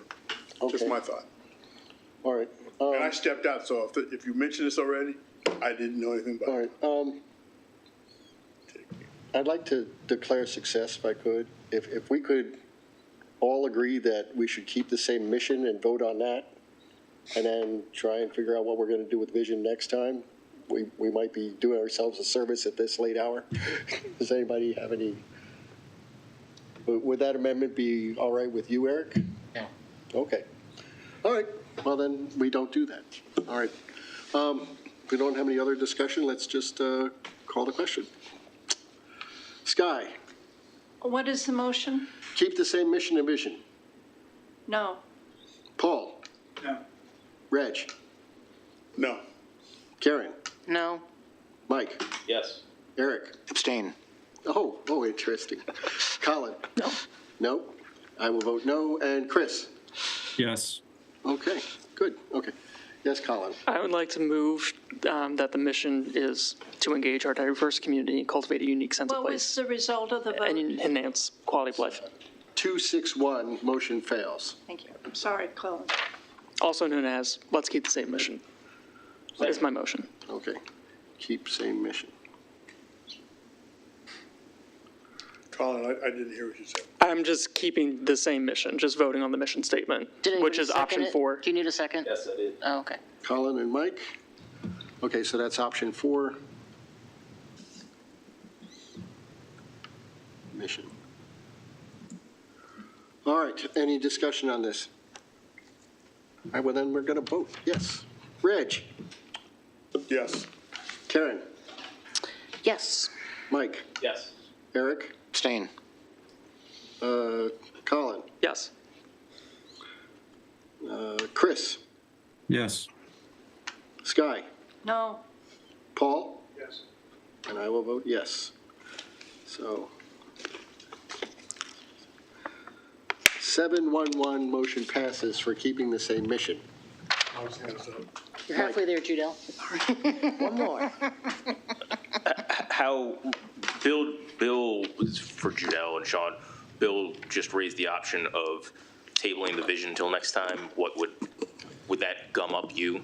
Well, I mean, we've set a schedule to have the board, and a finalized plan for the board to vote on in January. So it's we're almost there, but we really need the mission and vision, because what we'd like to do is, once the board approves that, you saw the structure that we have put in place, the written document, we want to post that for public viewing. Is the vision going to have a material impact on tying the rest of it together, or? I mean, it would, well, if we want the public to review it, it would look, that's, like Judell said, you start with your mission and vision and then build out your strategic plan around that. We're kind of backing into that under the assumption that, they're very similar. So if the board feels strongly that, well, right, you just move forward and we'll vote on the vision with the final product, I mean, we can certainly do that. But if, Okay. I'll make a motion on the vision. I move that the vision be set to create a garden for the growing of people. That's the vision. Okay, here we go. I'd also like to add, my thought was with this discussion tonight to select a mission and vision for the draft plan, not necessarily to solidify this for the organization for life, but to have something to use in the draft plan that we're putting out. When you take your final vote on the strategic plan, I think that's what really sets the mission and vision in stone. So I feel like with this being a draft, there's still an opportunity for discussion on the vision and pretty much whatever else involving a draft you'd like to discuss more, get more into. All right, Eric has made a motion. Well, thank you, Jill. I apologize. I want to recognize your comments. Thank you again. I'm trying. Eric has made the motion to make our mission create a garden for growing people. Vision. We already voted. I'm sorry, vision. Yes, vision. I got that written down. I read it wrong. Eric has made the motion. Do we have a second? I'll second it just for Karen has seconded. Any discussion? All right, here we go. Chris? No. All right, Sky? Yes. Yes. Paul? Reg? No. Karen? Yes. Eric? Yes. I was wondering if you were going to abstain from that one. I made the motion. Might as well vote for it. Mike? Yes. Yes. Colin? No. Tell me what you want. Maybe you should just abstain. Abstain, good call. And and then myself, I have run out of the paperwork here, so I'm doing it all I was just by going to hand. ask you that. So I will vote no on that. So let's see, what do we got? We have 1, 2, 3, 4 yeses. Chris? Yes, Chris Okay. voted no. Chris, you voted no? That is correct, sir. Thank you. So that's 1, 2, 3, 4 yeses. 1, 2, 3, 4 noes, and 1 abstention. So motion does not pass. All right. Can't even get a quote by Rose passed. Maybe in another context, not for vision. If I can recommend, to Jadell's point, if this does not obligate the board to make the final decision, it just only helps us finalize the plan, or the draft plan for the board to vote. I got it. I got a little side because there was no vote next to strategic plan in the agenda. So, but we're good. Oh, I didn't understand that. I'm sorry. We had, in all of our old business, there was a vote indicated in the agenda. We were talking vote for the overall strategic plan. So this isn't a vote for the plan. This is just a consensus on what you would like to see. All right, do we have a consensus? Do we have, okay, how about this? Do we have any of these visions that we're all like, forget it, that's not going to work? Can we at least limit it so that we're down to? Eliminate the current mission option because it's a mission statement. The current vision is actually a mission statement. I'm going to come back and ask, do you want to make that a motion? I move that we eliminate option 4 from the vision. Second. We just voted against it, like. Right. This is redundant. Okay, so Karen, Does anyone have strong feelings on a vision that they do like, or a couple options that they like? I'm all in on option 2. I love that one. We should choose that one, Bill and I agree. I'll back it. Is there a way that we can just do straw polls real quick? Well, we could do straw Well, I can polls, sure. withdraw my motion. I can withdraw my motion and, because I'm hearing agreement on option 2. So if we could do just a straw poll of people throwing up hands for, Replace it with option 2. Okay. I mean, no, I'm withdrawing my motion. I would have to make a new motion. I didn't do that. I'm sorry, Reg. But three of us like option 2. Yeah. So, all right, Colin, I will entertain your idea. okay. Straw poll. Anybody enjoy option 4 for vision? Raise your hands. Mike does. Okay, good. And Chris, you just shout right out if you like one of these, okay? I'm with option 2. Option very 2. good. There you go. Okay, We got 4 for option 2. 4 for option 2. We're getting closer. Option 3, is there anybody? Sky and Mike and Paul and Colin. So it's 4 for option 3. Do you get to vote twice? It's a straw poll. Option 2, I like that one. Wow, look at that. That's good. And You can option, vote twice. yeah, it's, Oh, I vote twice for option 3. okay. I like you, Sky. Even at this late hour, I think that was good. All right, and then option 1, any hands up for option 1? We got 2 for option 1. All right. Does anyone want to make a motion? Colin does. I would like to move option 2 as our vision statement. And that's second by Mike. All right, everybody ready? Yep. All right, Chris. Yeah. All right, Reg. Hi, yes. Sky. No. Paul. I know it's late, but Yeah, thinking, you want me to come back? I'll abstain. Okay. Mike. Yes. Colin. Yes. Karen. Yes. We're getting closer. Eric. Abstain.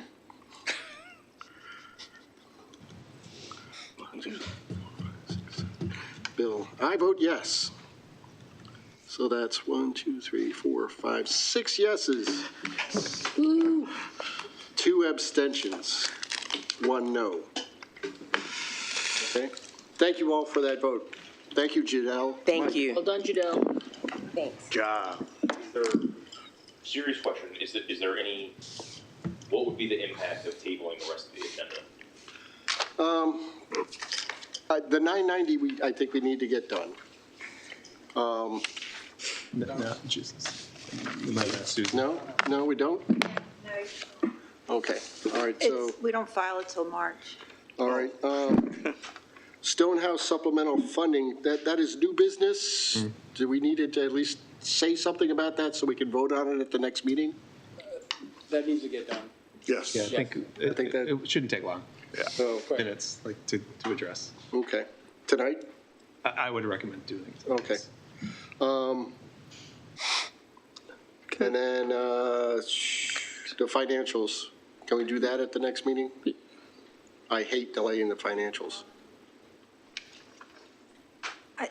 Well, I think we need to release them to sorry. the bank. Oh. So I think you should do those tonight. All right, well, I'm all for tabling the remainder of that, if we just want to keep it to that. Sure. Okay. All right. Susan, financials, or are we going to table the 990 tonight to save some time? Point of order, is there a motion to change the agenda? Mike just asked if we could table, and I was just trying to go through and get some availability here. I'll motion everything, I'll motion to table everything except the financials and the Stonehouse supplemental. Yep. And I'll we second have a that. And there's a second? Okay. Any discussion? Okay, Paul? Question? Yes. Are we actually voting on the financials? Because No, it's new No, business. no, we're just doing a table, we're voting to table items off the agenda. We will have a discussion of the financials. I guess the question I have is it enough just to have the financials presented in paper form to speed things up? Because we've already got the copy of the financials. Is that sufficient for the board that we have a copy and Yeah, that actually that would be is fine? That's Okay. fine. So we could just table that too, or All right, so, say we've already covered it. I sat through the presentation the other night. It was a humdinger. yeah, I was into that, yeah. Or, We got a copy of it. Okay, that's absolutely fine, yep. So consider those completed then. I'll friendly amendment to consider the financials completed. You guys gave me just enough time to write down everybody's name here. Okay, so the motion is to table everything except for the Stonehouse discussion? No. No, we're saying we're accepting the financials. We're good with the financials. We got them in paper Okay. form. Okay, Motion is to accept the financials, and you're tabling everything else to the next meeting, with the exception of Stonehouse. except for Stonehouse. So the 990 will appear on the Will next. be on the agenda for the next meeting. That's a lot of emotion right there, so. All right. Paul? I'd rather finish everything, but, You could say no. It's,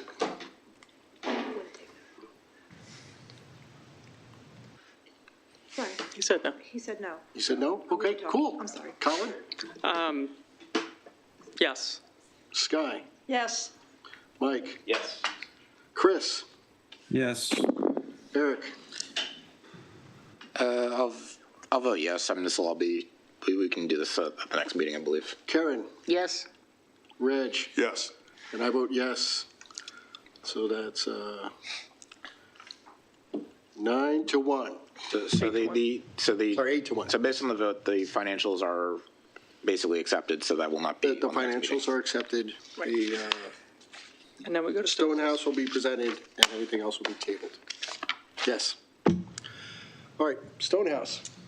Jeremy, can you update the board? There's a memo in the packet. Yes, I'll be brief. So there's a summary of the Stonehouse and Arts Center renovation funding adjustment request. So that renovation project for Stonehouse and Arts Center, it's about 2/3 of the way through. We've wrapped up phase one, which is essentially the Stonehouse portion and the elevator. The Stonehouse staff have actually started moving back into that space.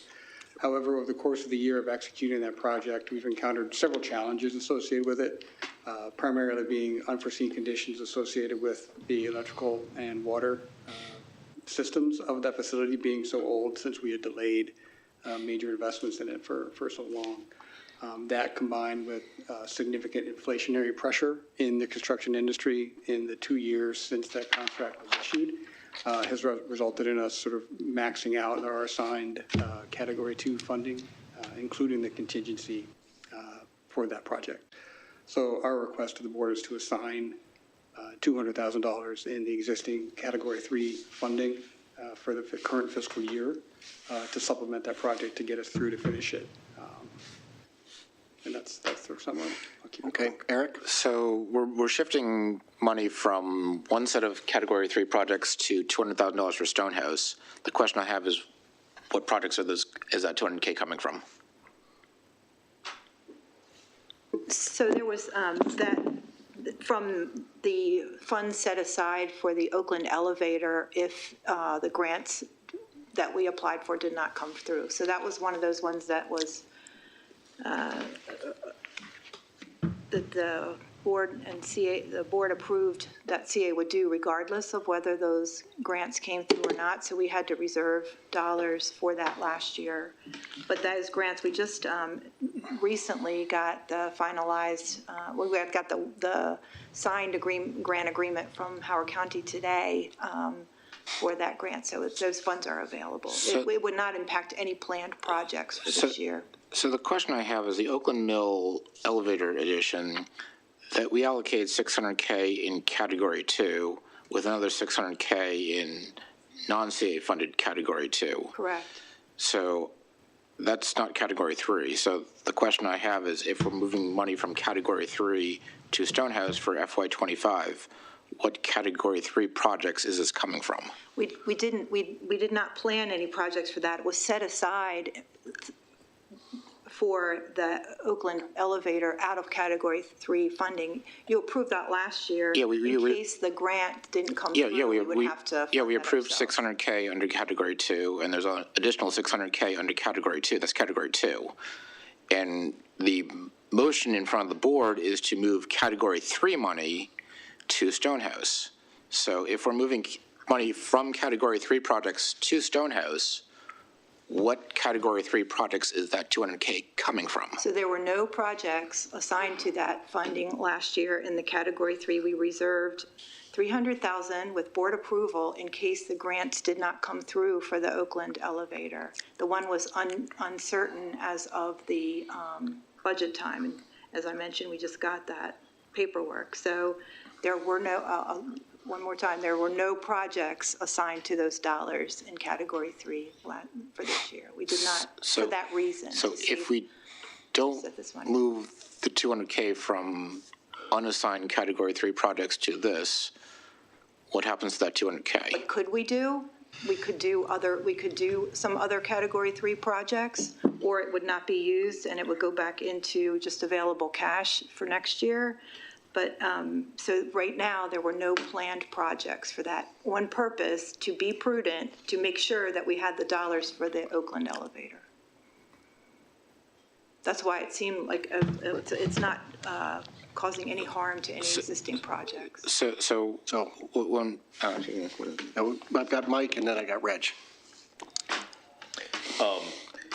Not tonight, but at some point, CA is investing a lot of money in Stonehouse, and now another developer has just gotten their award for the redevelopment of Long Reach, and I'd really appreciate at some point like an update on what CA is doing to collaborate with the county, that new developer, and make sure that, you know, Stonehouse is integrating well and that, you know, things are copacetic there. We've scheduled a meeting with the developer for next week to just kind of get an update on, you know, what their timeline is in reality and what the effect would be on Stonehouse. And one particular thing I noticed, I thought that I saw in there that there was going to be like athletic stuff in there, and that kind of worries me, is like, well, I mean, more competition.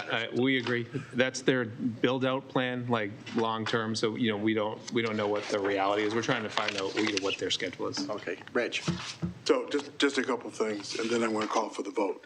But anyway, yes, when you have that meeting, if you can include me if I'm available, I'd really like to join in. Secondly, we in Long Reach, we really are trying to get a plan that, you know, where they will start renovations for us, because they're telling, you know, they've been telling my board that it's going to be 7 to 10 years before they put shovel to ground. And, you know, this has been going on for 20 years now. It's about time we get something done. So now I'm going to call for the question. All right. There's no vote. Oh, I thought there was. Yeah. I thought there was. It's new business. Oh. I wasted all that. Well, we would need an approval from the board to make this funding change. But we needed to read it in so that we could have a vote. That's on our right. business. Right. Right. So, okay. I was all excited. Well, with that, having disposed the rest of the agenda, motion to adjourn So moved.